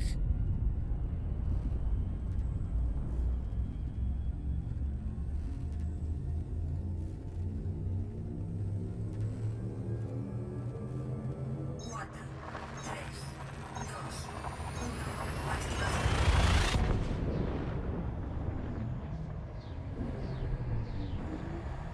Have man, there's these like really nice flight sticks from this company called Verpal. They're out of Europe somewhere. Yeah. There's this guy that plays Elite that does these YouTube videos. He has some like reviews of some of their. They have a a flight stick and a throttle and a whole bunch of other type of stuff for like flight sim people, people who are really into enthusiasts. or I have an whatever. old a really old Thrustmaster that I'd like to hook up, or see if I can hook up. I wonder if it still work. I think it's from the 90s, to be honest with you. It might. There's a setting for just like a joystick. Does that have other buttons on it and stuff Oh yeah, on the base? yeah. Throttle. I think 4 or 5 weapon buttons. Cool. A couple others as well. Well, I'm in Shadik. Yeah, let's see. You can look at where you're at.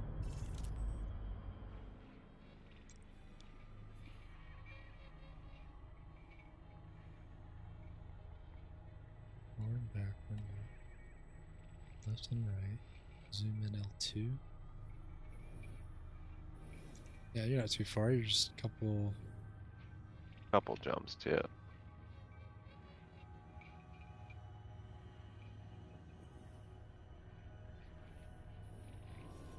I mean, I've gotten pretty good at this game with a keyboard. So using it with the joystick is really, really interesting. But I like it because there's buttons on the throttle that I use for zooming in here. Yeah, I feel the same way about the controller. I got pretty good with it, but I think the keyboard's gonna be better for sure.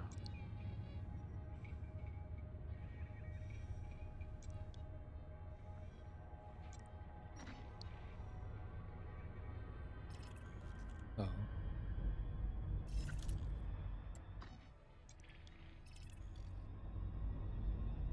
Circle.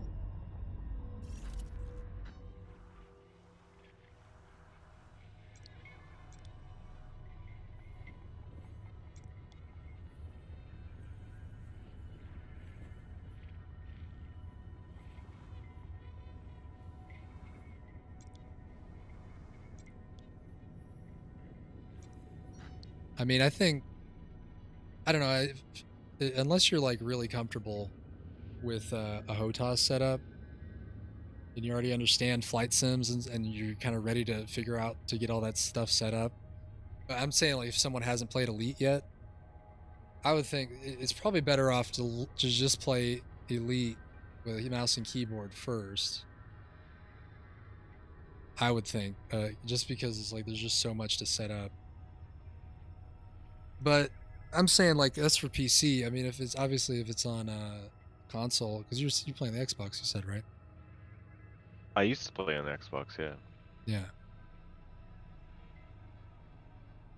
Not saying like that's impossible, but if you're playing on think PC at least. it was an original, a day one version of the Xbox One. And it didn't run this game particularly well, especially Okay. at the beginning. There's lots of crashes. Okay.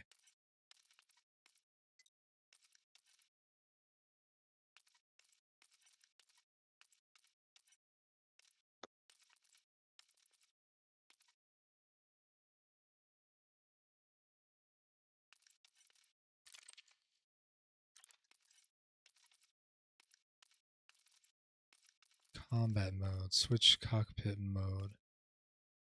M. I want that to be there.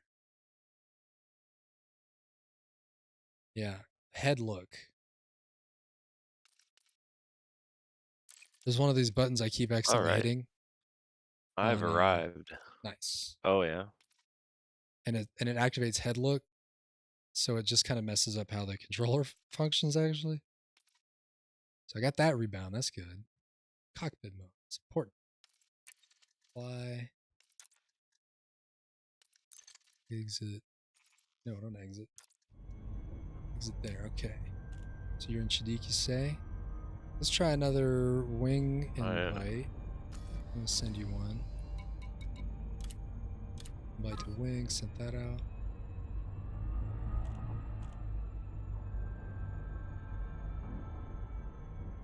And if you didn't get one, maybe just try to send me one. No, I might have to log out to log back in. Yeah, we can do that real quick. Exit to the main menu. Alright, it says send, so I'm gonna land at Brooks Survey here. Okay.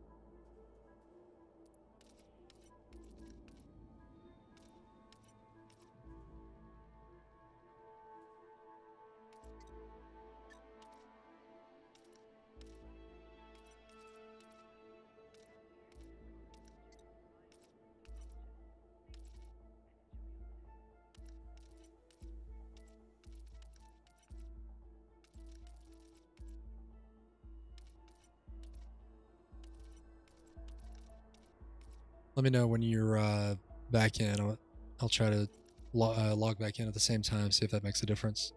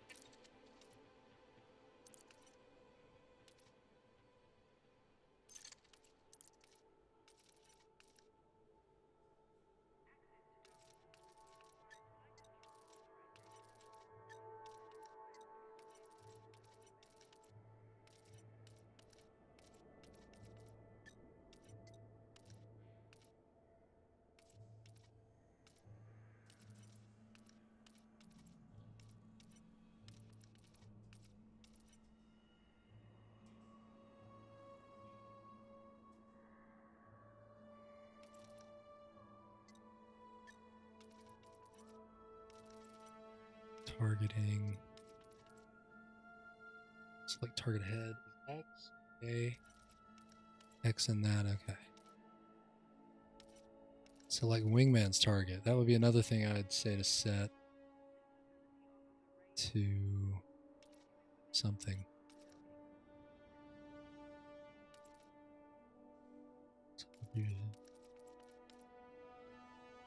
Moving for that. Oh.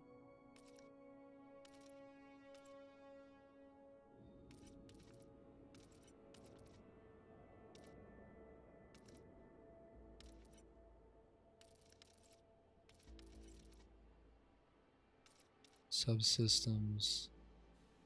Highest threat.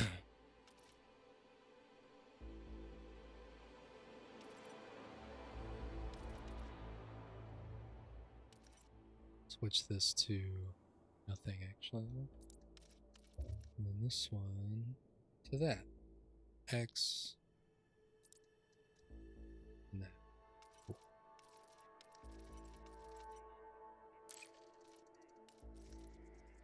You there?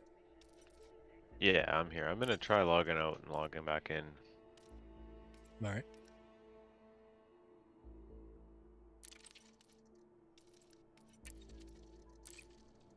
Cool.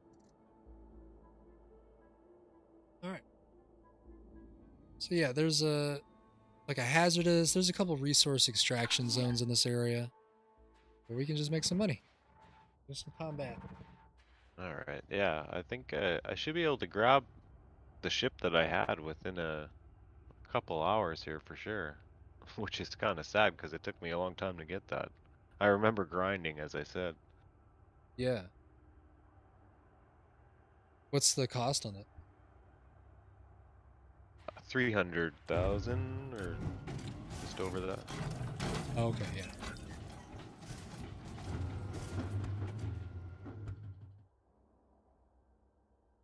I need to go over here. Try sending me an invite again. Yeah, let's do that.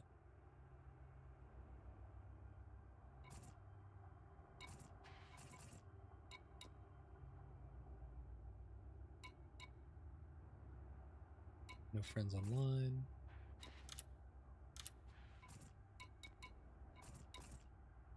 Did I pick the wrong version? Open play. I'm in open play.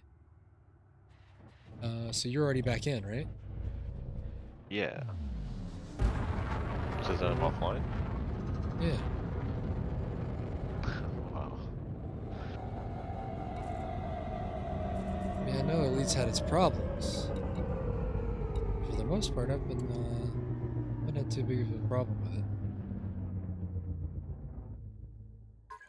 Oh, Did there you are. just Yeah, I got get one an now. invite? Alright, I'll try that. Yeah, but still not working. At least it showed you coming up. I'm gonna send you one. Basically,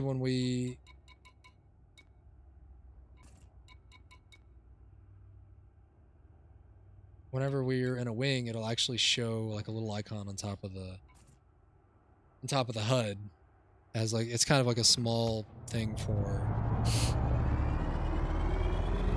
representation of your shields and your hull status. But that's how I know it's working, but it's not working.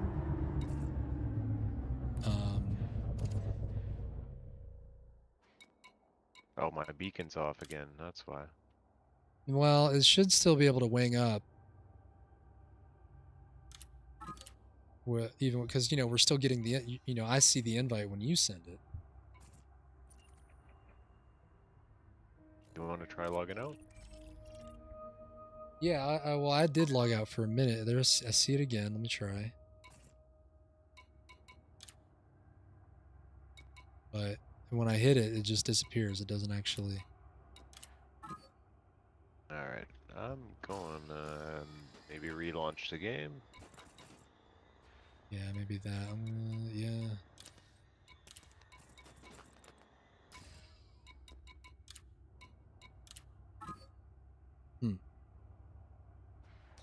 Yeah, I guess let's try it. I don't know, I did have an issue with my PC this morning. Didn't like I think it's shutting Elite. Elite down last night. Yeah. I think it's just their servers. Something with the network. Alright, I'll be right back.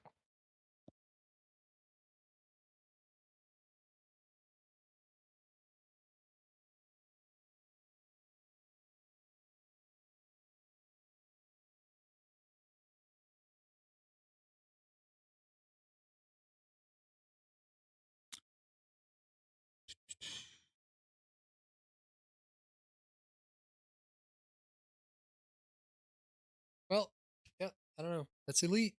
It's being goofy. Just to confirm, you're on Elite Dangerous Horizons, correct? Yes. Alright.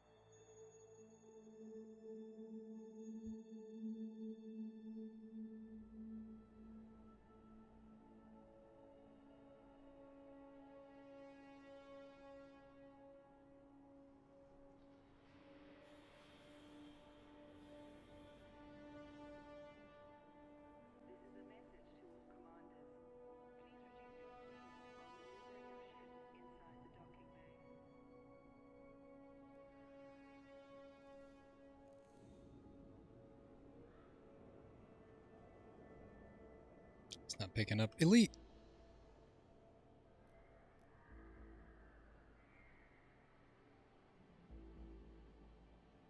There it goes. Okay, let's try this again. Open play in Horizons. In Shadik.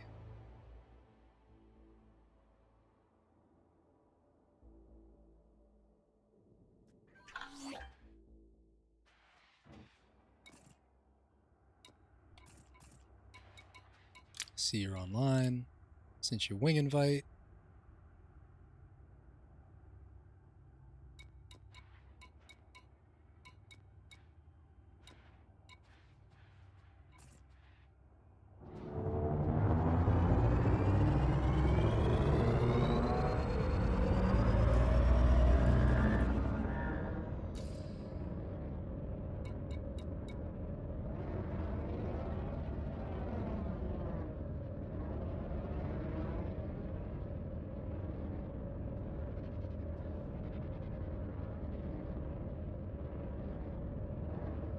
Nothing, huh?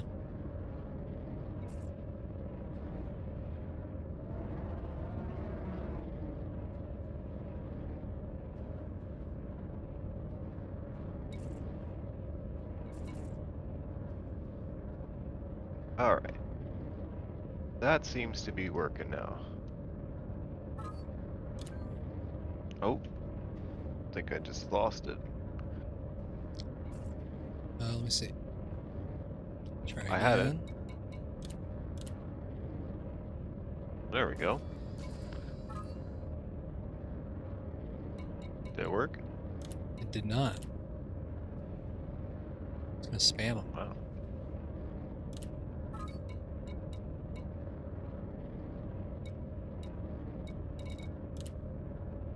Alright, you send one. Hmm. I wonder if there's like any.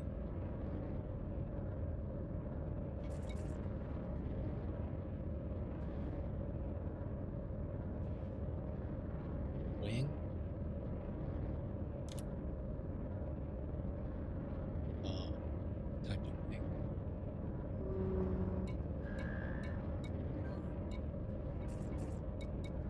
So you sent one, right?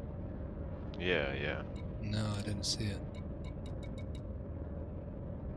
Wow, I don't know Wing? what's going on. That's better.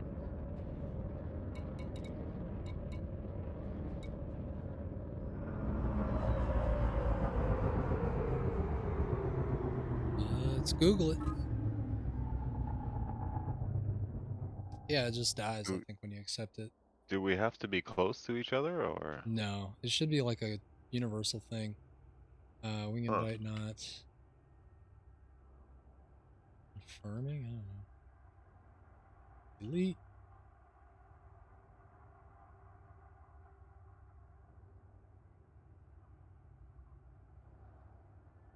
Wing invite problems from 2016. No. Time in the past year. And you're on Steam, right?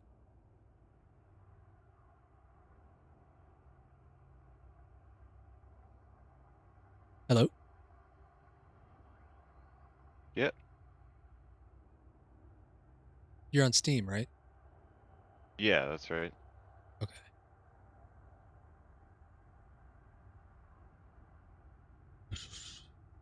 Or actually, no, I have this through the Epic Store. Oh.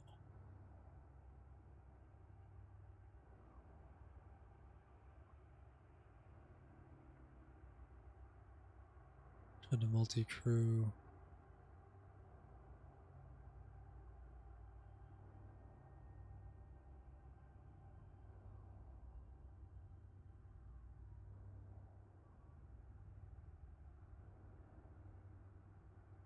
Huh.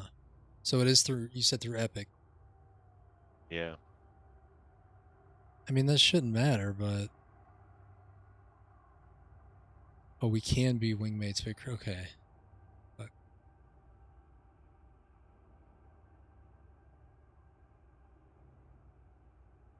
Huh.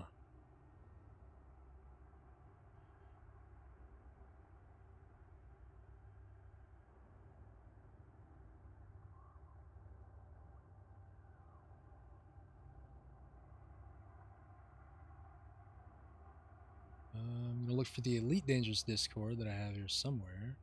There it is.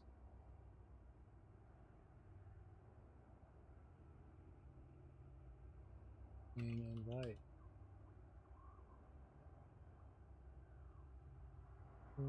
Incoming out being well.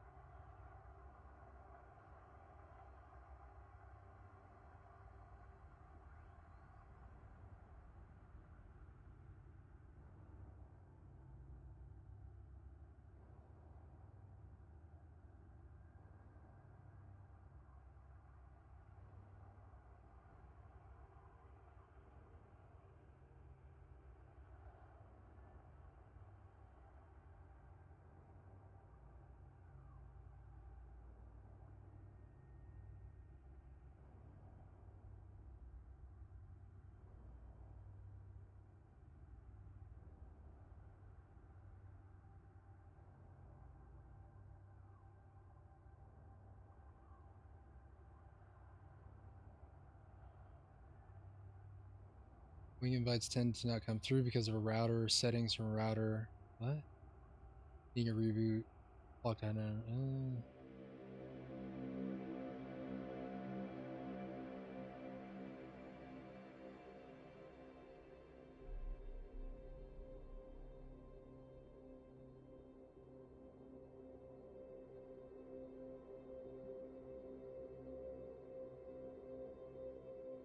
Well, we're just gonna have to improvise, I guess.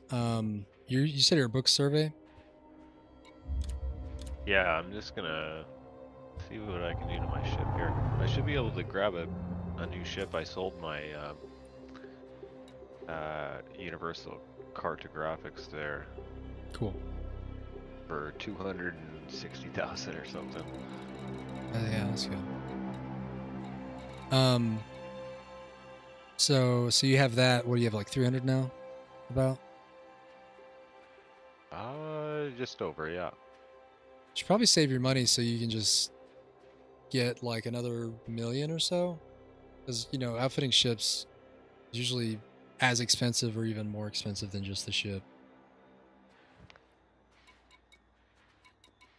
Yeah, I wanted to grab, yeah, is there a close by shipyard?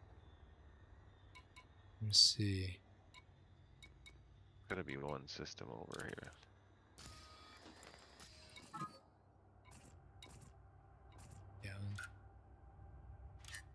Yeah, it just keeps doing the same thing. But there's that. Let me look at the system map. There should be a...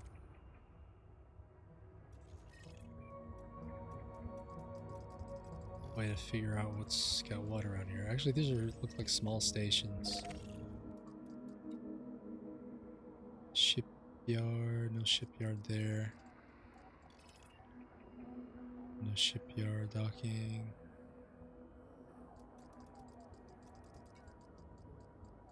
Okay.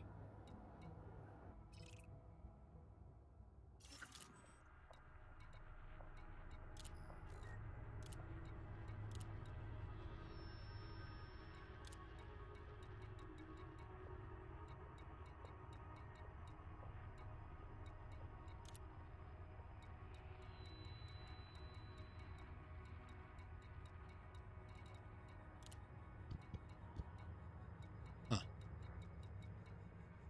You can look one up in Inara. Near shipyard. Inara.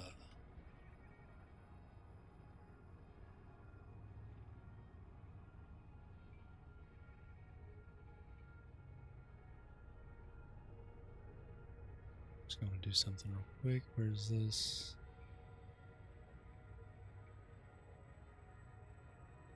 Add another.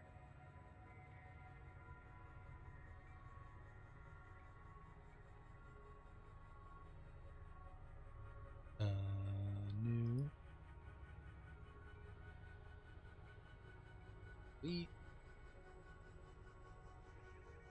But since we can't wing up and it's just being stupid, we're just gonna partner.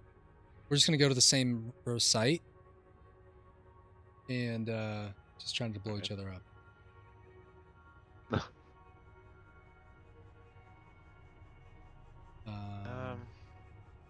Yeah, Let's find a shipyard here anyway. Yeah, I'm gonna pull up Inara here. You know about Inara? No. It's a Preferably something website. close. Yeah. It's Inara is a website that uses the publicly available data that kind of Elite just kind of pumps out. Okay. To yeah, people build websites around that data so you can find stuff. It's a INARA, but I'll look this up for you. But that's a good resource. Well, Elite outfitting. You're looking for shipyard nearest to Chdik. Looking for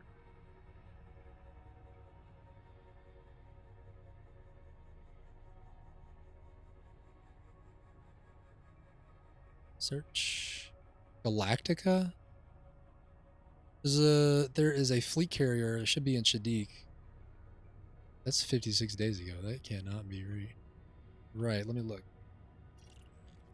I'm gonna look over here. Looks like there Says might be one 2 jumps away. 1 jump Black. away. 2 jumps, yeah. Yeah, no, there's one here. Galactica. Look for a fleet. Go to your one menu. And then you see like those 3 lines. It almost looks like a hamburger menu, but it's it's a filter. Go to that and just filter fleet carriers, and go to that fleet carrier. You might be able to. What are you looking to buy actually? That's probably more important. Let's see what they got anyway.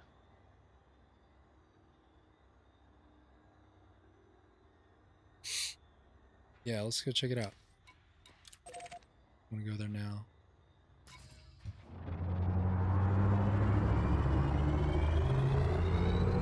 Cargando motor de distorsión.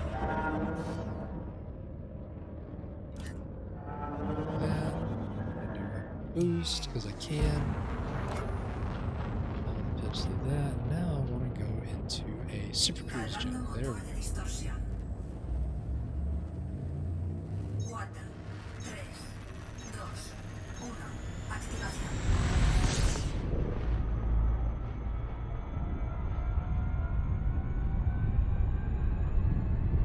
So you saw it, right? What's up? Oh yeah, I'm Galactica. on my way. Yeah. Right.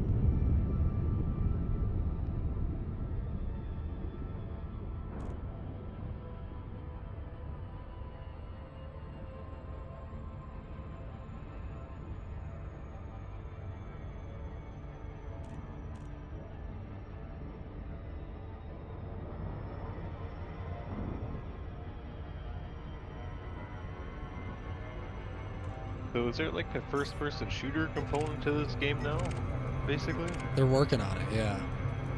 Wow. Oh, missed my jump.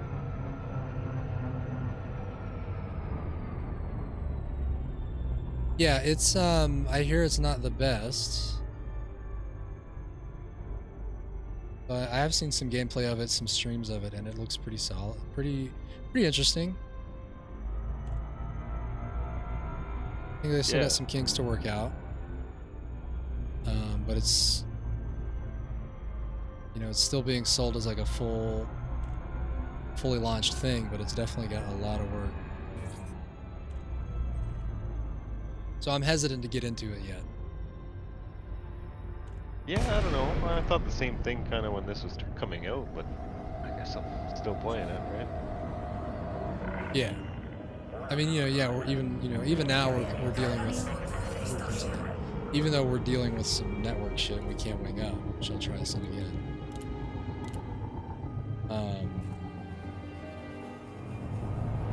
Still a pretty great game. I mean, just all the layers of complexity, not just beyond the menus, but just like the background simulation and stuff like that. You know.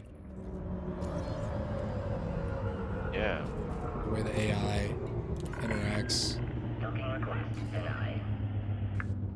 with neighboring systems. The AI is all like We're either working together or trying to get control.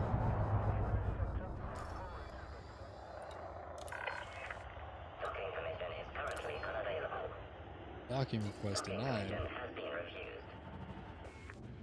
I see you.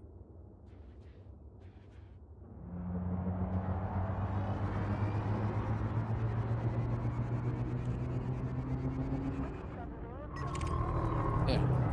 So it looks like we can't dock here. So back to my list here. Oh wow. All right. Let's try another wing invite since we're like right next to each other. Usually doesn't matter, but that menu over there. Hit that. Invite to wing. Yeah. Yep, doesn't work. Okay. Let me try another thing. I'll just at least add you to a group in social. Oh, excuse me. Wonder if that'll help.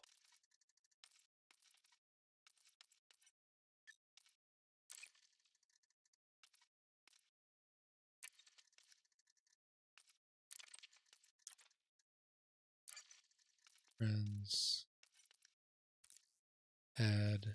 Invite to private group. I don't know. Maybe that'll help. That was in social, so that's like in the escape pause menu.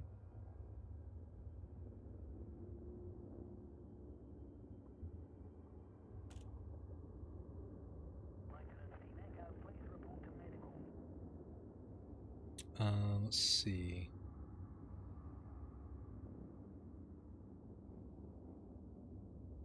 Cool.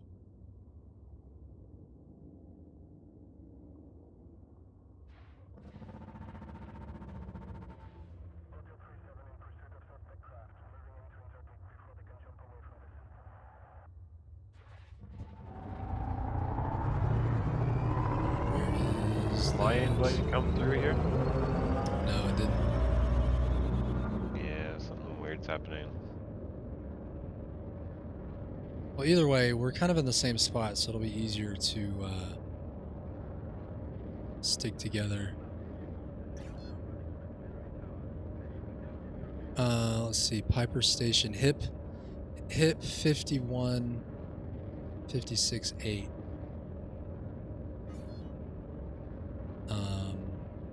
Has a nearest outfitting. So I will send that to you. I got it.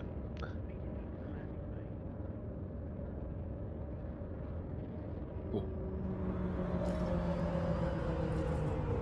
Should actually be within jump range, right?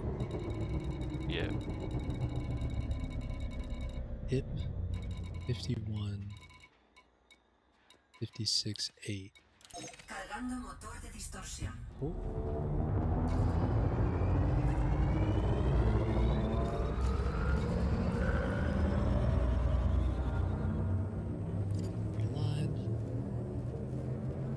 Listo para activar.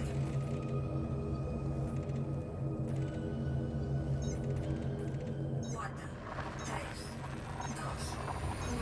Activación.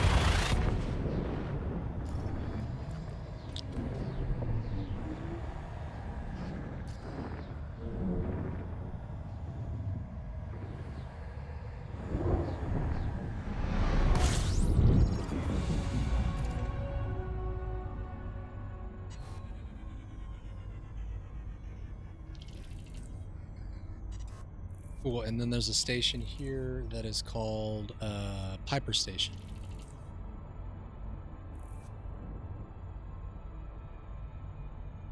I'm on my way here.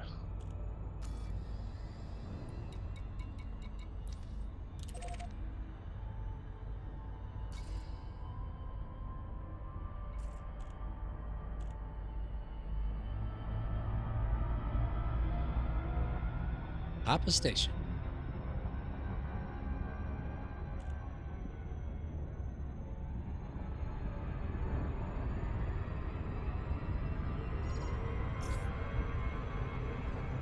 Too fast.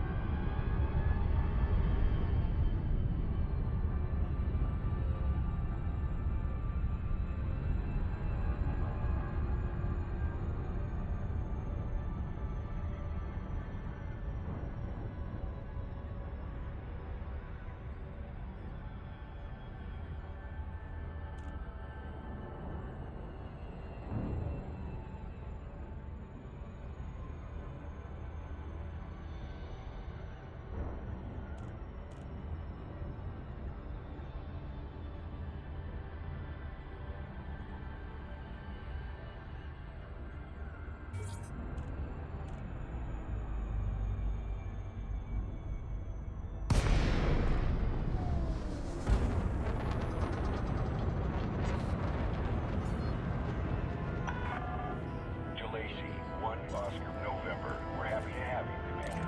Priority access will be granted upon request. Authorization clear. Make your way to landing pad number 13. See what I can get for a ship here.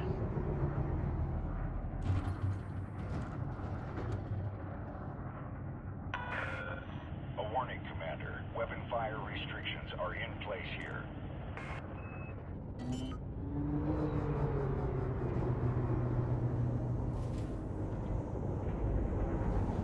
Alright, here we go, landing with the HOTAS. It's like my second try ever landing with the HOTAS. With no help from that robot scum. 1,000 meters from touchdown.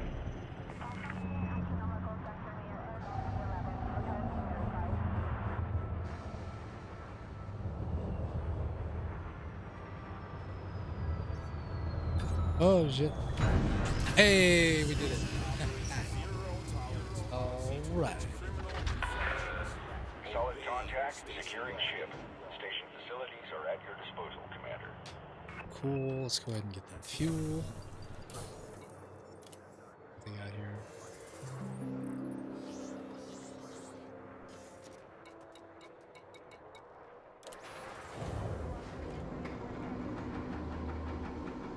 Alright.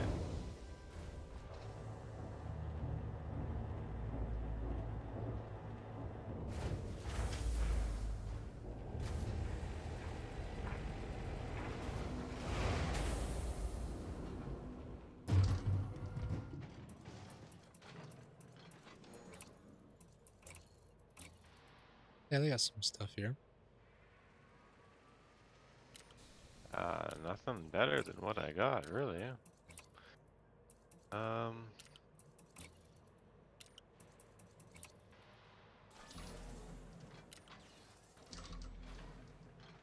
What are you looking at? Hard points?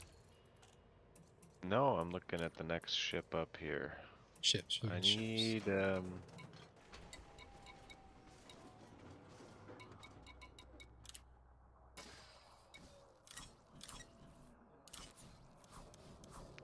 about 190,000 to get the next ship here. The Diamondback Scout. Let's see. So that has 2 hard points.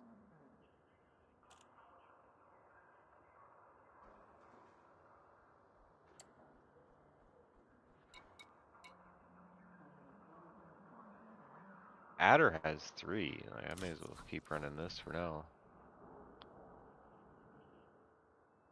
Yeah, let's see if there's any combat here. This is where we're at. And let's just jump into it. So we'll make some money. I'm gonna grab a mission if I can too here. Yeah, there's some resource extraction sites here. High security.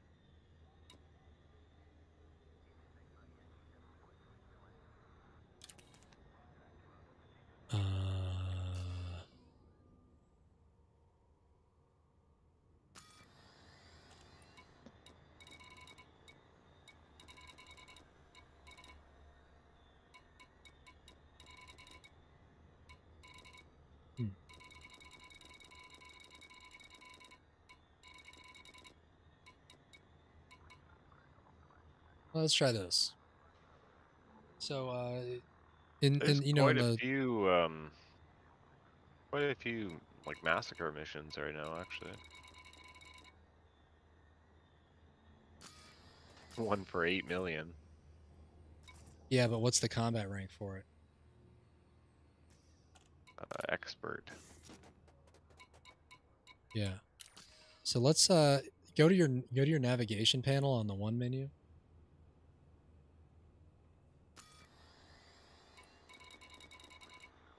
And if you scroll down to the bottom of all the the hip belt clusters, it's like 9 Yeah. or more. The bottom there, and at the you see the distance on the right side says LS, like 799 LS. That's the light seconds. So that's, you know, Yeah. shouldn't be too far. 700 is not that bad. So let's go to one of these resource extraction sites.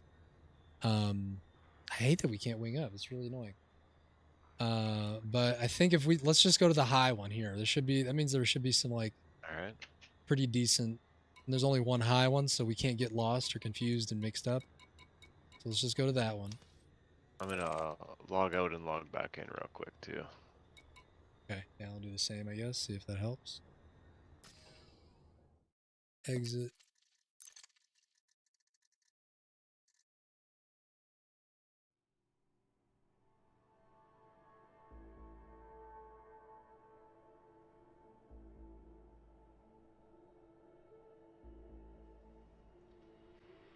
Okay, continue.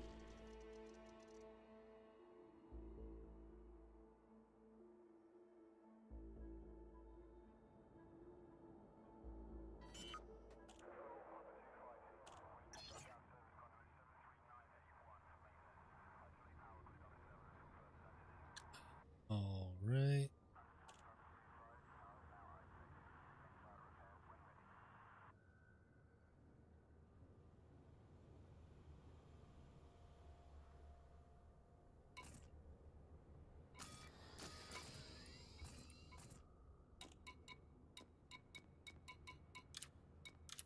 By the wing.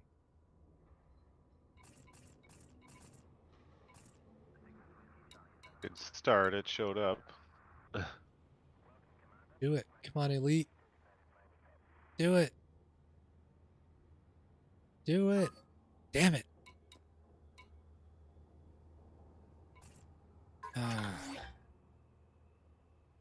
See yours. Yes! There we go. We did it. Fuck yes. Wow.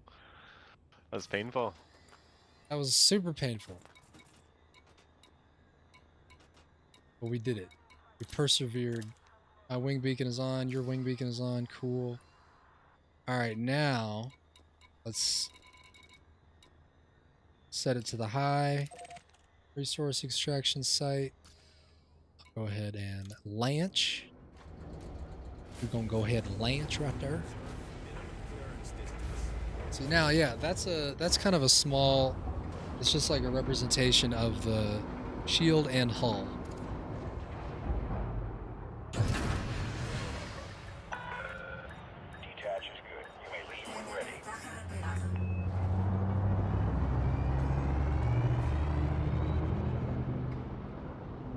Oh man, I played this so much with keyboard and mouse. It's really cool just doing this.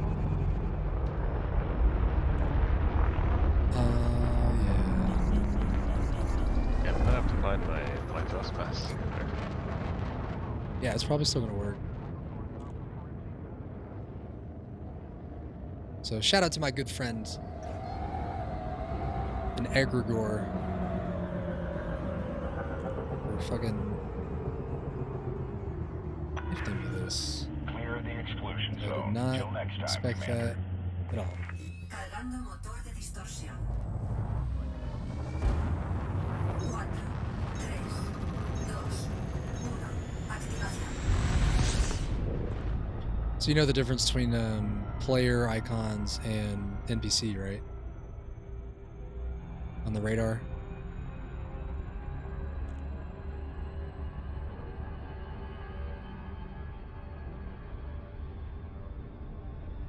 There, Alapak. No, not necessarily. NPC icons are. It's on the little radar thing at the bottom of the screen. Players are hollow. And the NPCs are not. So if any players show up, we probably just need to run. Because usually they're there to just kind of blow you up.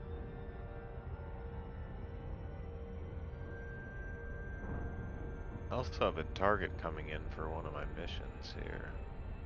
Okay. An extra 20k. Yeah, hopefully we get a couple ships.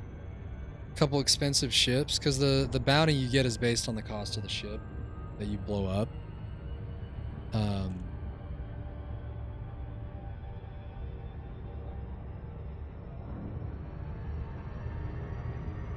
So a good ship's will be worth about 80,000, 100,000. And you don't even have to do most of the damage. You just got to stay near everybody else blowing them up and not die and just get those last couple hits when their shields and their hull's gone.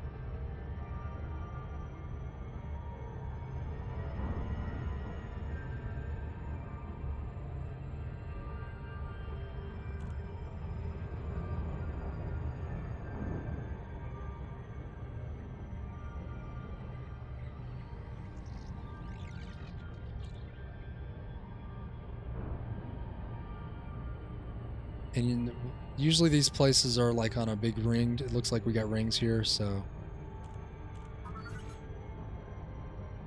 you got interdicted.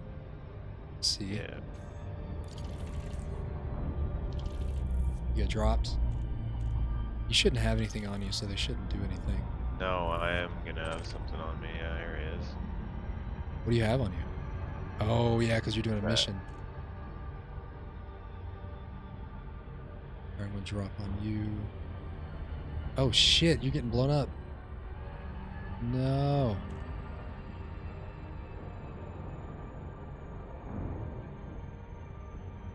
Bye.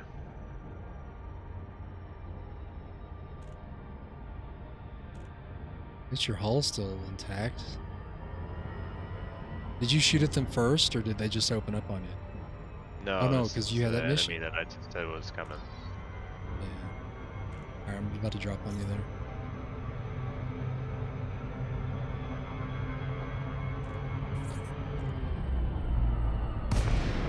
Alright, where you at? Where you at? I see it. There we go. Alright, let's go ahead and... Wait, my fire group's changed. Oh, shit. Yeah, put your pips on shield. This guy's probably gonna run. I don't... Fuck. I gotta look. I better change my fucking weapons. I thought I had that figured out. Change firing group. Mode switches. Firing group. Cockpit mode. Handling mode. Targeting. Weapons. Miscellaneous. Don't die. Weapons. Cycle. Firing group. Options. L2. R2. Okay.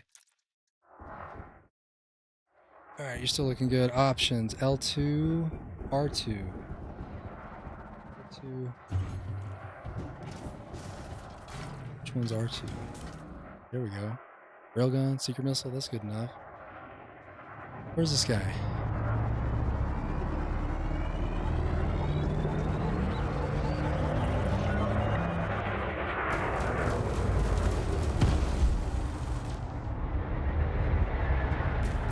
Okay. Beam laser, that'll work.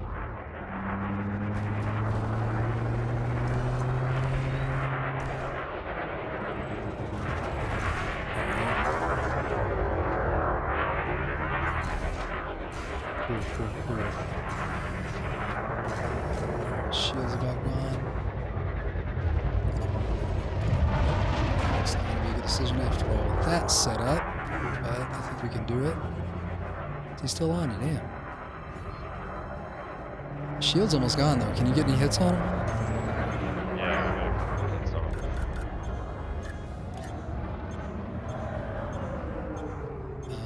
man. There we go.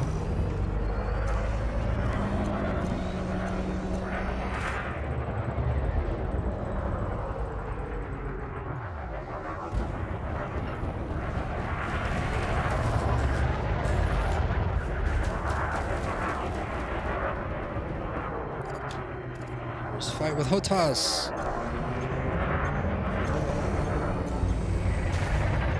Alright, we're getting some hits on him. He's going out.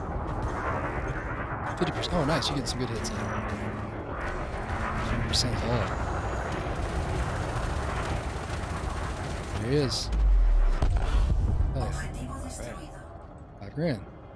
Not much, but hey, we survived. 52%. detectado. It's not bad.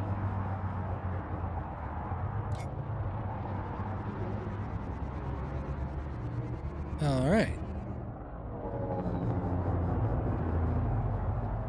Let's see, what is this junkie left? Might have another one coming in, so. Where? So let's deliver that mission so you stop getting interdicted. What do we got here? Anything? Can you drop Um, anything good? I don't really know, honestly. A lot of this stuff gets used for certain to manufacture things, like ammo.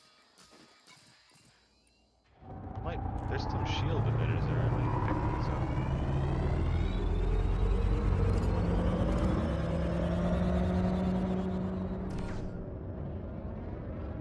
What does L3 do? Anything? Primary.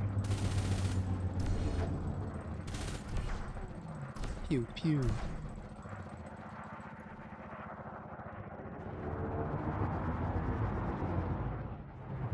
Cool. Yes, first time ever using the HOTAS in a fight. And that was, wasn't bad. Yeah, that guy's shield went down pretty quick.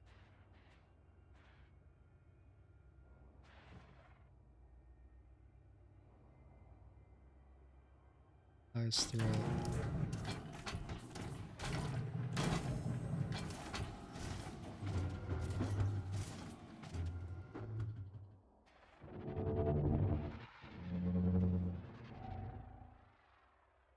Subsystem. Wingman navlog, okay.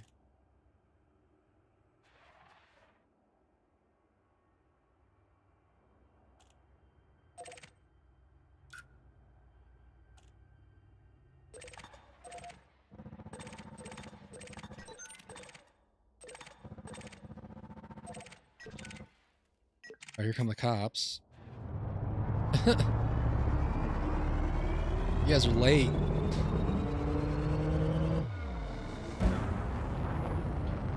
Fun. Late.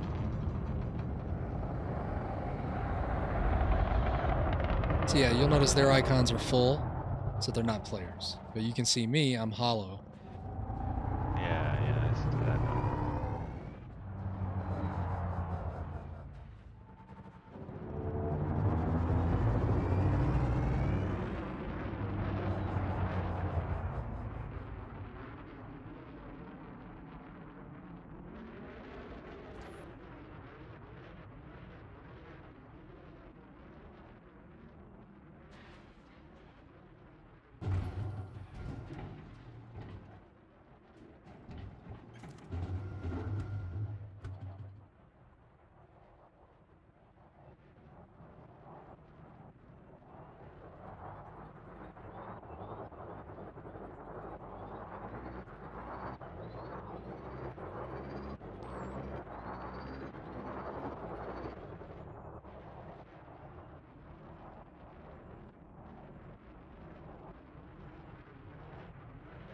Alright.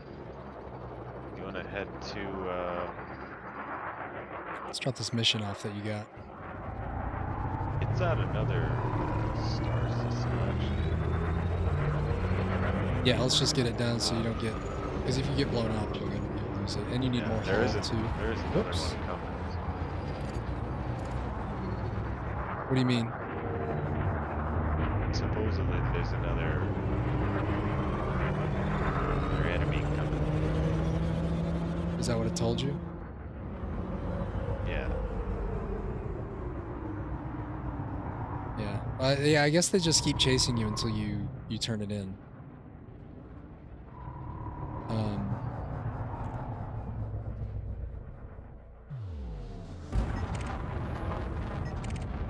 Yeah, go ahead and set the course and we'll go ahead and just drop it off. And actually, I'll just Distorsión detectada. navlock to you. I don't know which one it is. I got two of them. We gotta go to... Oh, go to your one menu. And it'll tell you in transactions what you have.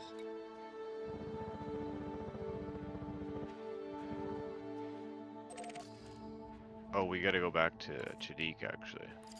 Are they both in Chadiq? No, just one. Okay. That's the one that we gotta go to.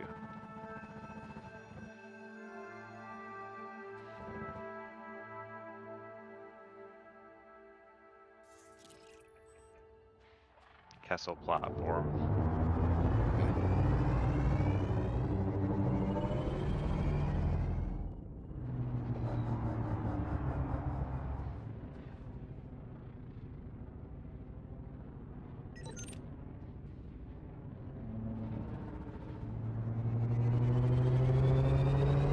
Oh, you hit silent running. Go to your Yeah. 4 menu and I turned it back on. okay, yeah. Yeah, whatever keybind that is, I forget which one, but you want to get rid of that. Mine's delete.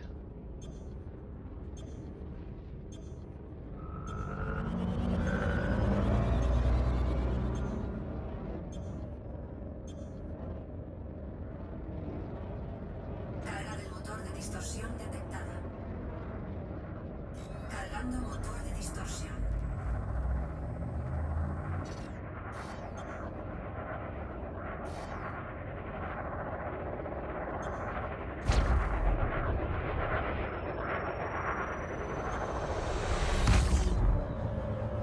Cargando motor de distorsión.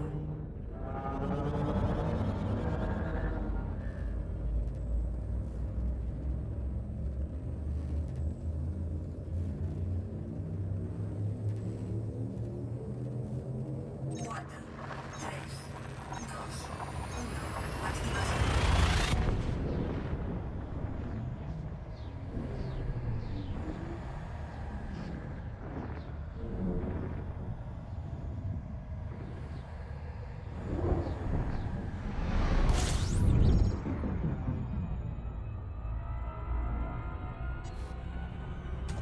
Colector de combustible desactivado.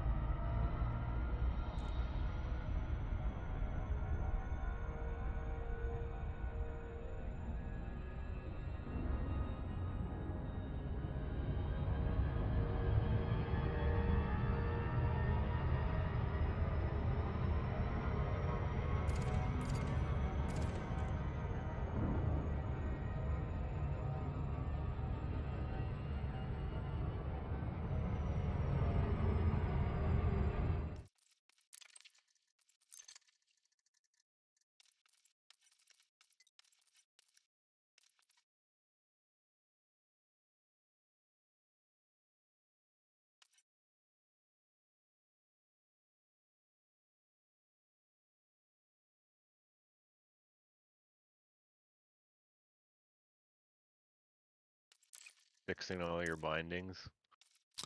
I was gonna change one, but I'll have to do that later. Because I was gonna change a bunch of other stuff. Because there's a button that's really easy to hit that changes the between combat and analysis mode, and that's kind of annoying. I need to figure out what that button's gonna be for. Or just if it's just gonna be for nothing.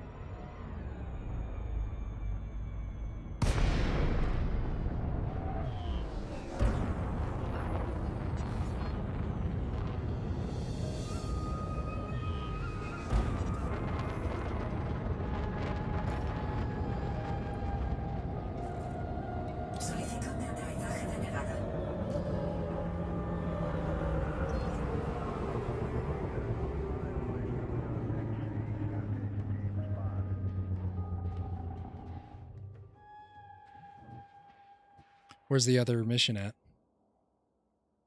1 sec, I'll let you know. Done.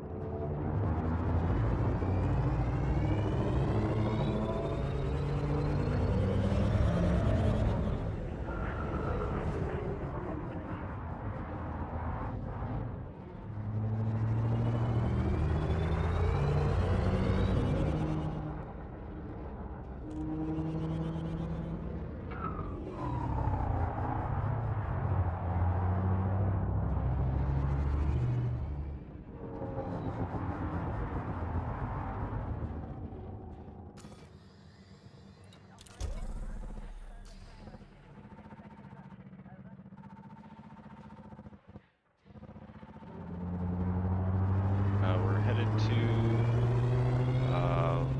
Lupocares, the Babbage Orbital. Okay. 12 light years away.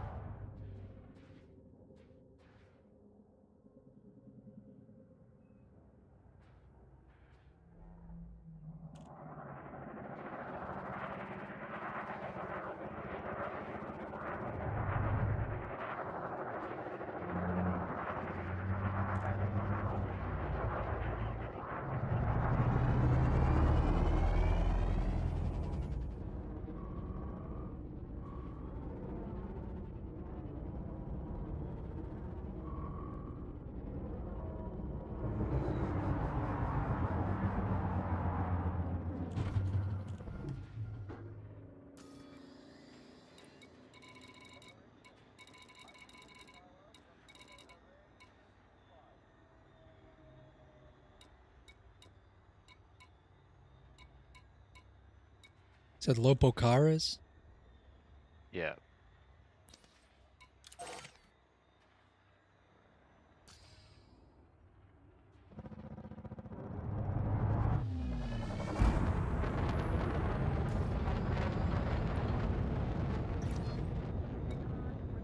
Cargando motor de distorsión. Lopocares.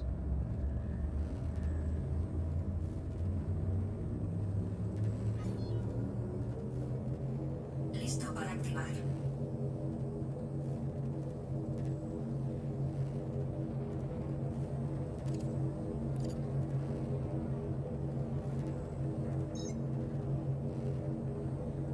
Cuatro, tres, dos, uno. Activación.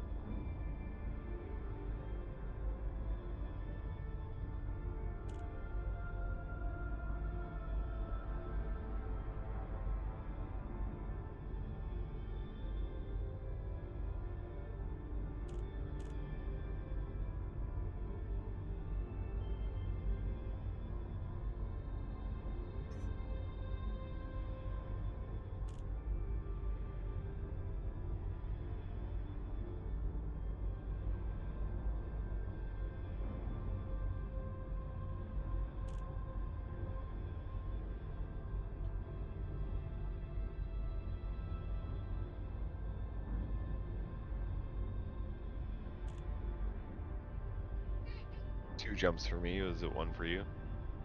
Yeah, it was just 1 jump.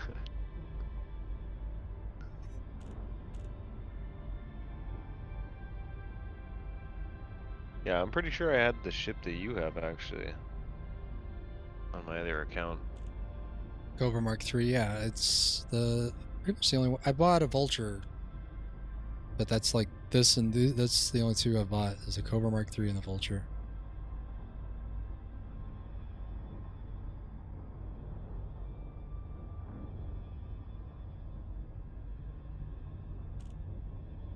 From what I've learned, it's just pretty good all-rounder. It's got good cargo space for hard points. Yeah, It's that's not definitely it's what not I $1 thought million. too.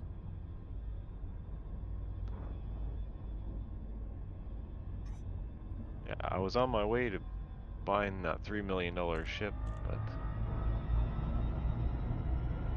So did you find the same webpage that I had found? It was something that talks about the transfer process. no, I got it right off of the Frontier website, but Yeah. they never transferred my account, so I don't know. Mm-hmm.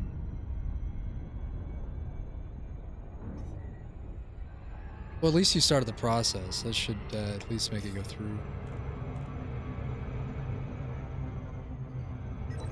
At some See point. what happens. That's alright. As I said, I'm almost at where I was anyway.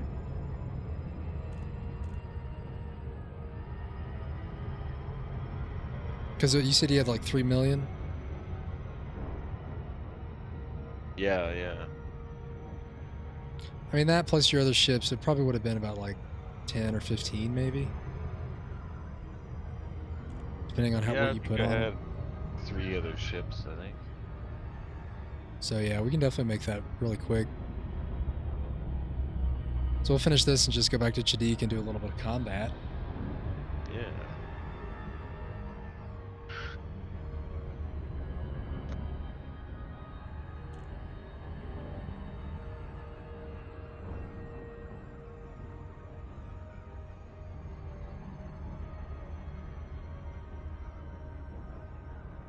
Thinking I want to, because sometimes I use Inara, or if I'm on stream using Inara, I want to set it up so that like I can get the web page to show up, but it'll be kind of like see-through, some low opacity, and skew it a little bit. I think that'd be kind of cool, but I don't know how to skew a window capture like that.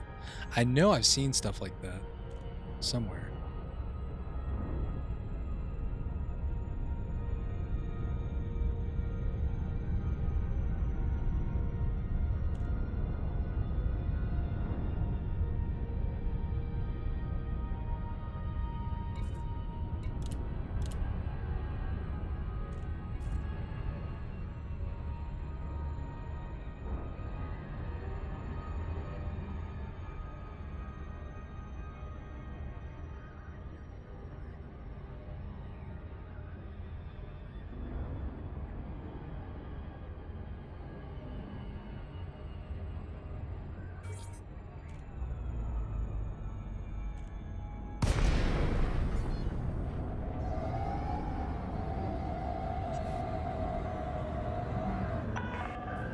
Delay C1 Oscar November. Federal Flight Control welcomes you. Please submit a docking request before entering the station.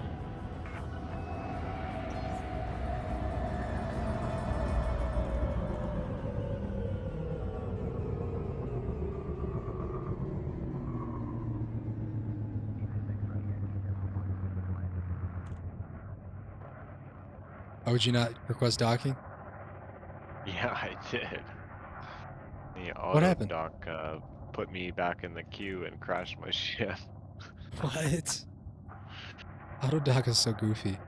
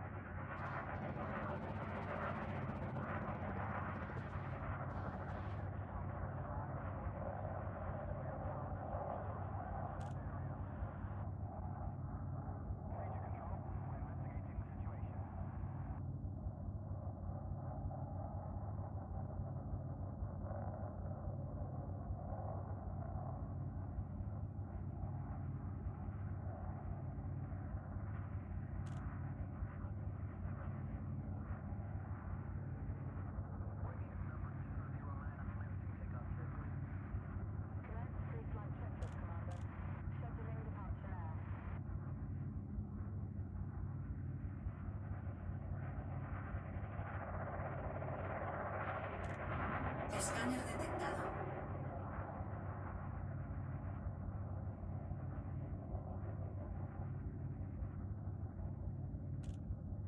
Alright, I got my Cobra back. You just bought one? Yeah. I may as well. They had one. It's easy to change. I never did anything to their ship, so. Cool.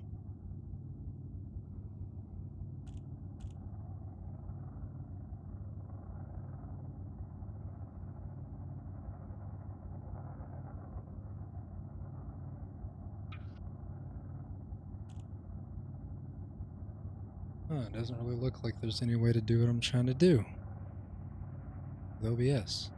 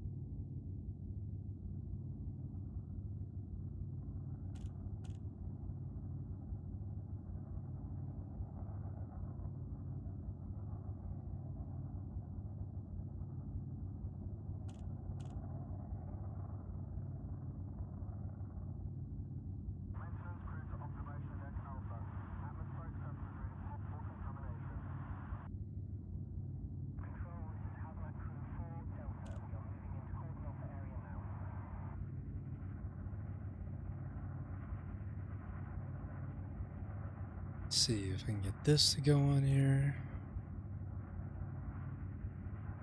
Guess not.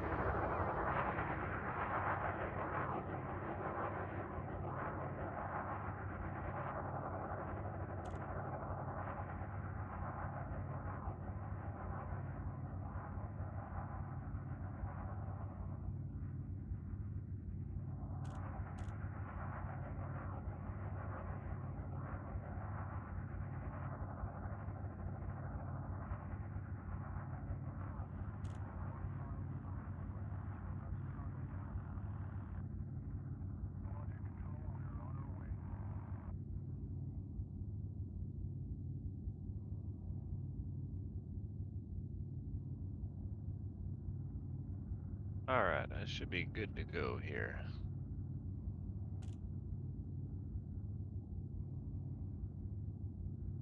Cool.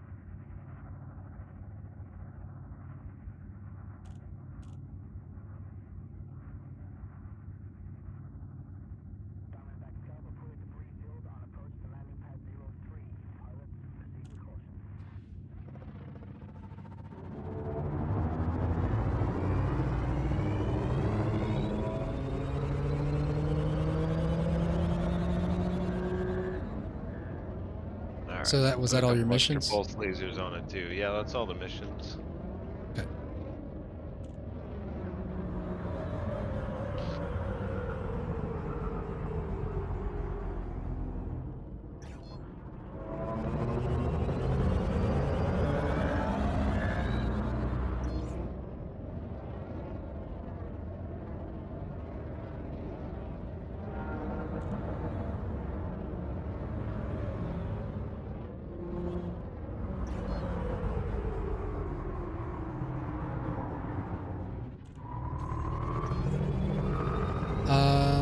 Okay. Well, you going about a Chadiq? Yeah. All right. They didn't have any frame shift drives here? I didn't pick one up. I don't have enough yet. Ah.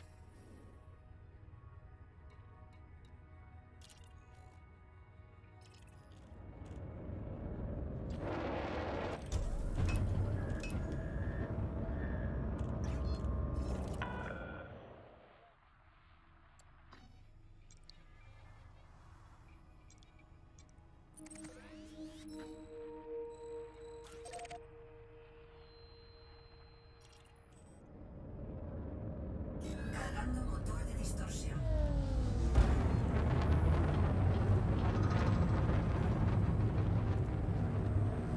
Cuatro, tres, dos, uno.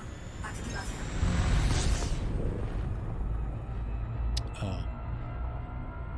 Wait.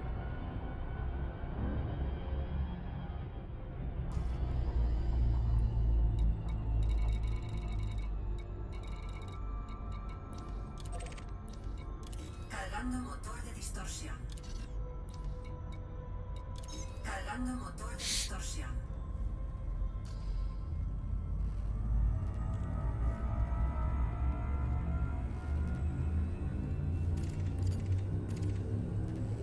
Back to the high resource extraction site.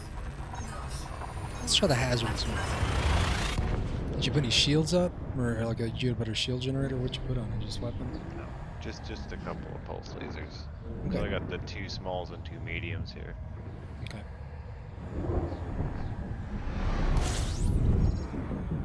Alright, let's see what we got here again.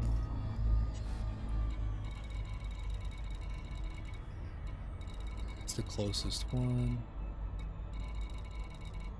Yeah, let's go to hazardous 658 light seconds about. Yeah, It's the closest hazardous one. on my way.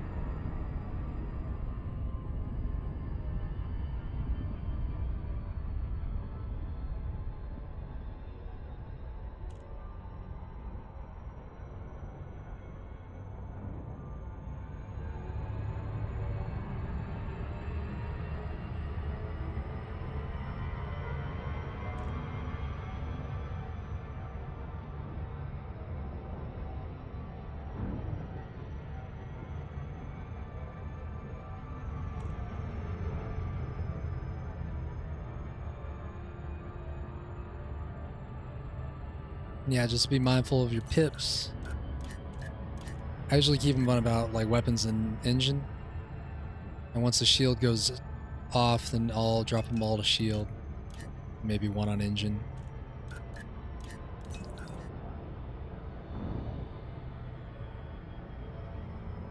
Alright.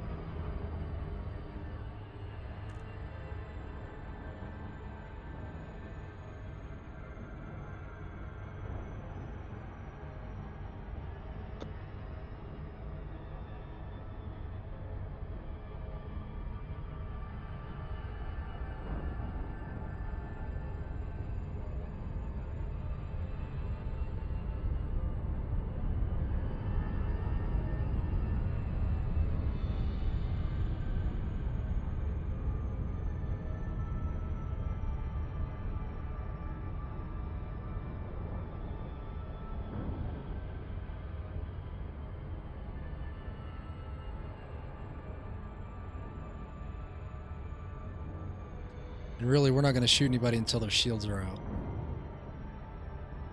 And they're, you know, and see how bad their hull.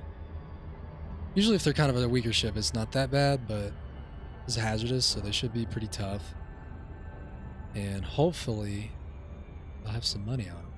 Or some expensive ships. Because there's some really dangerous guys with really high combat ranks, but they'll just be in a Sidewinder or something, you know? And then you only get like 20,000 for it or something. Oh, it dumped me a long way away here. Yeah, you might have come in too hard. The auto drive might have dropped you too far. Sorry, it hits the ring. It comes in contact with the ring. You got to get a better angle of attack. Yeah. Because otherwise, if you're coming in too far parallel. Is there anybody here? I'm not seeing anybody.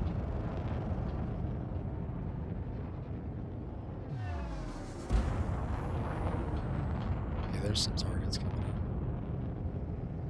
And some fighting already, I think.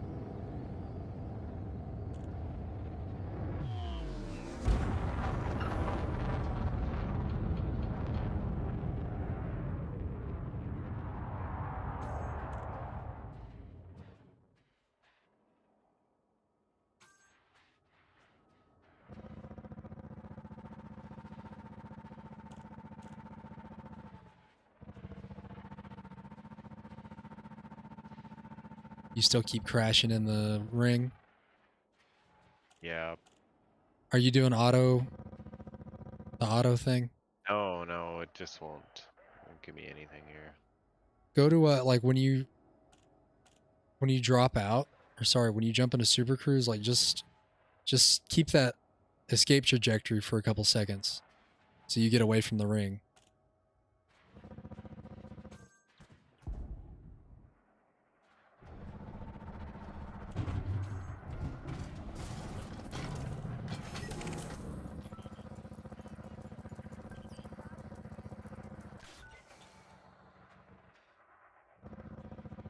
Alright, that's better.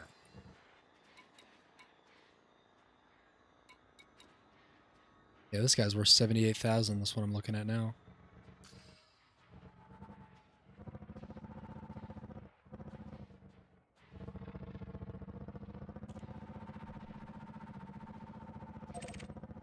Cool.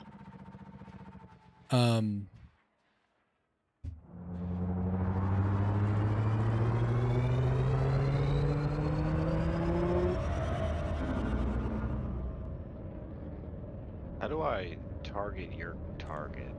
Is there a That's line for yeah, that? I was just gonna mention actually, it's in the controls, and it's just like you said, select wingman's target.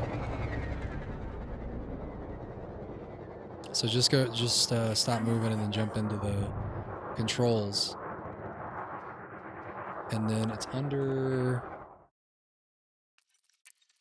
controls, targeting, and then it's towards the bottom. Select wingman's target.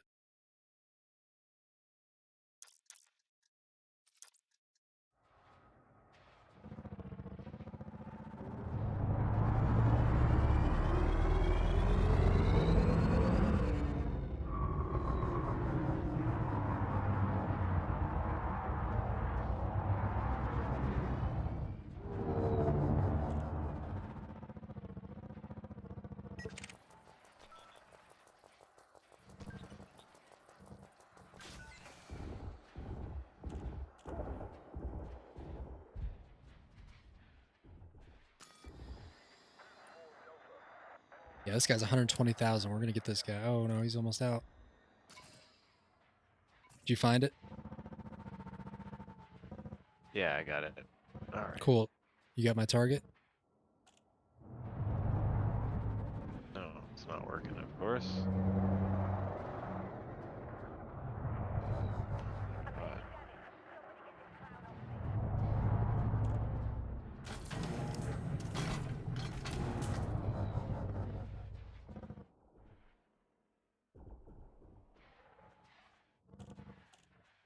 Escudos del objetivo desactivados.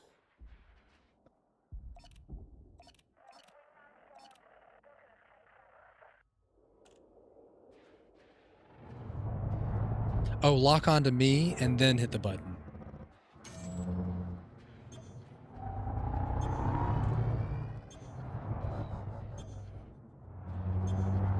Yep.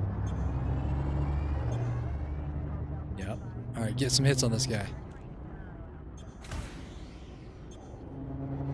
Boost at him if you have to. So you get in.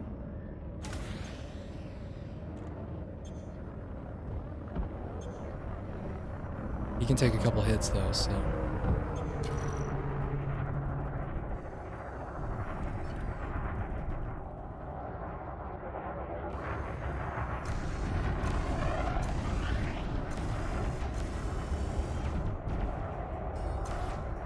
I think you have to get a hit within the last 20 seconds of him being alive.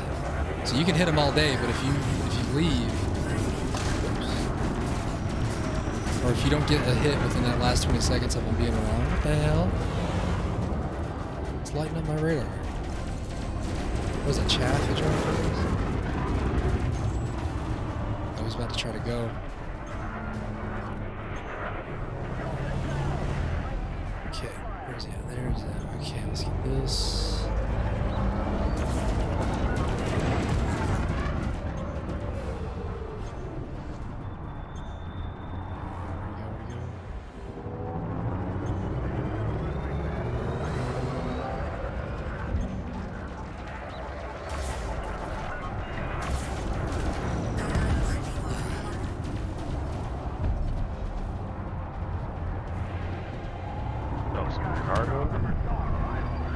Yeah, I don't know what he drops there.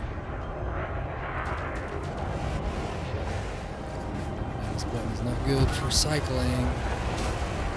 There he shields out again. Let's go ahead and make these missiles. Nice. And some hits with the railgun.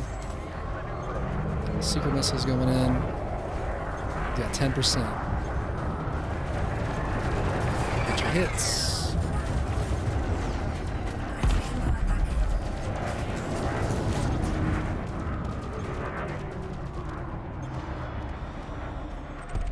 Excellent. Did you get it?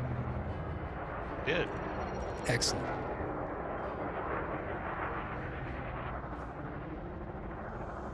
Oh, he dropped.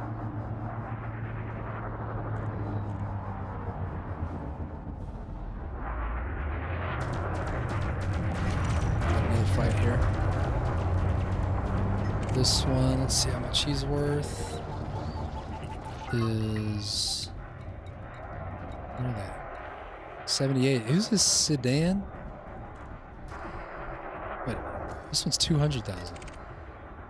This orange stone head. That's who you're shooting. No, this is. Oh, they're in a wing though. No, don't target the one. Shit. No, they're going after the Orin. Yeah, get Orin. He's only 20, but money's money, right? Yeah, this guy right here. He's got a little bit of hull left.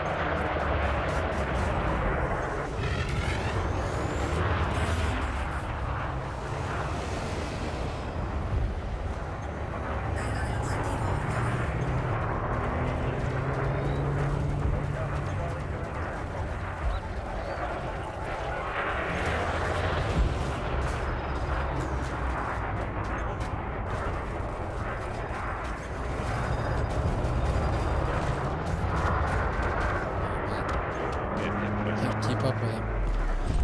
Okay, there we go. He's out. You're getting hit? You might have accidentally hit somebody. It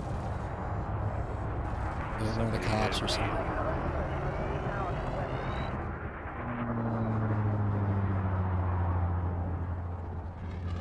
Nobody's shooting at you, so you seem alright.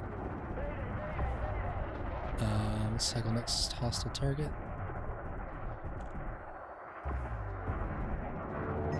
No hostiles. Alright, don't.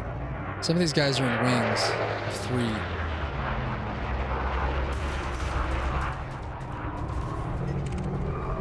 So wing of 3. What's this guy on? This one right here. It's a wing of 3. It's just wings of 3 here. That's not good.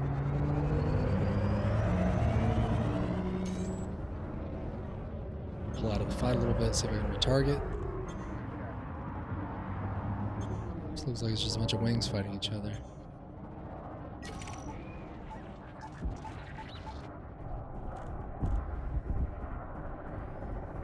Kinda.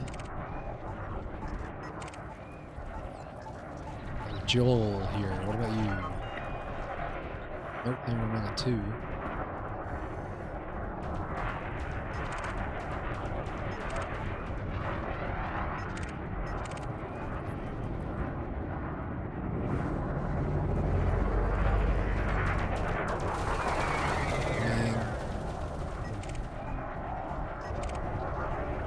This guy right here. He's not a wing. It's gonna be easy prey. Andrew Perry.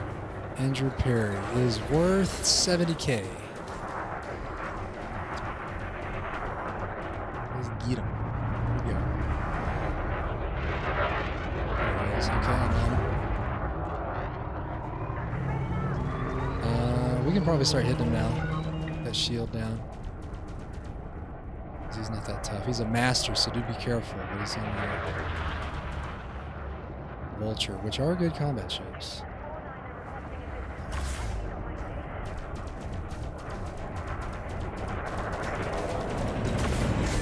Hey, I took his pin. I just rammed him.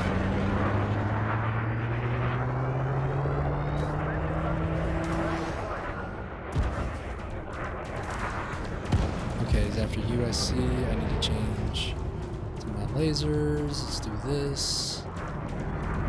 Okay, there's no point over here. Get your shields up.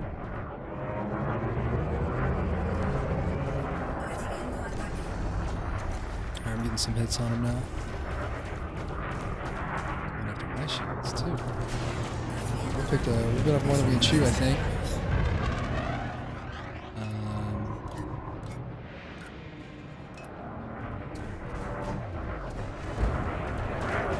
Is he off of you? Is anybody on you? Okay, you got shields up. I see that. Yeah, he's off, man. Good.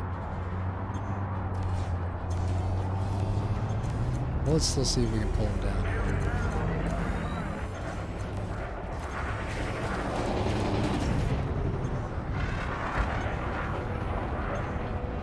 I lost him. There it is.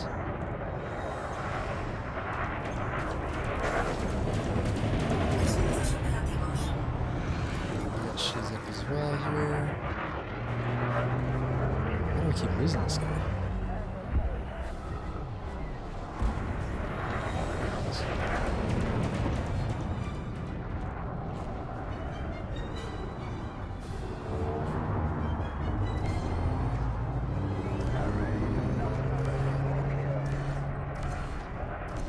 Shield's almost out, at least.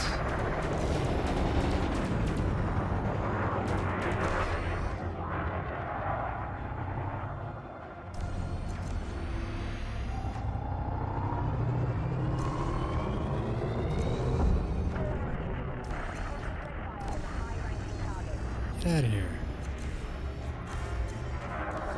How do you still have shields? Damn it. I should have knocked the shields out, I think. Missiles. Come on, missiles.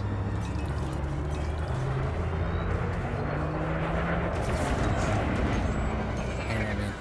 This might not have been able to take this guy.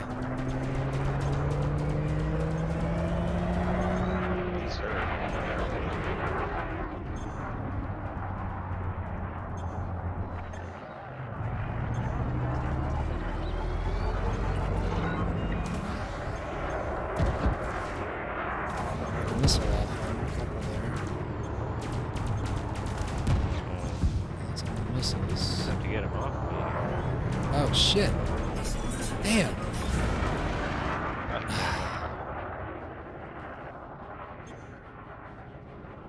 Man, I was not paying attention. I think I need to go as well.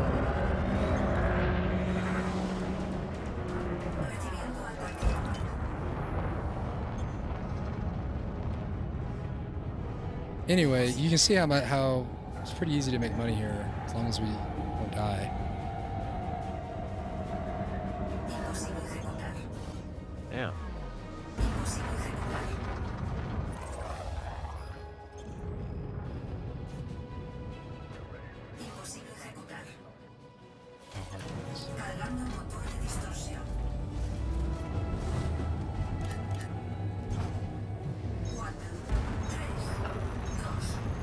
What's your... Oh, dude, how much money do you have? Can you rebuy?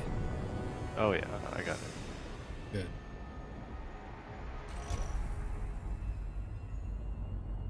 I'm going to go ahead and end the stream here. Can you hear me? All right, hang on one second. All right, folks. Thanks for coming through. We did a little bit of an extra time there. I know the Elite Dangerous wasn't super exciting. We did get into some combat there towards the end. And yeah, check us out on Twitter, OneFrog9. Check us out on TikTok, all that. If you got any questions about anything we're doing here, hit me up at onefrog9@gmail.com. And yeah, thanks for coming through. Let me know what's going on. What do you got going on this weekend? What's coming up for you, all right? I want to hear from you. Hit me up in the comments, all right? Put a like on the video, all that goodness. And again, thanks for coming through. Where did this go here? This. As always, be sure to do this stuff right here because we need an ocean of abolitionists to come through and abolish slavery. All right? Text "End the Exception" to 5288. And I always forget that 6. 52886. 52886. And it'll send you a petition. It's really quick and easy to get into that. And you can frog on with the rest of your day, all right? So thank you, folks, as well. Everybody, I love you all. Take care. Peace.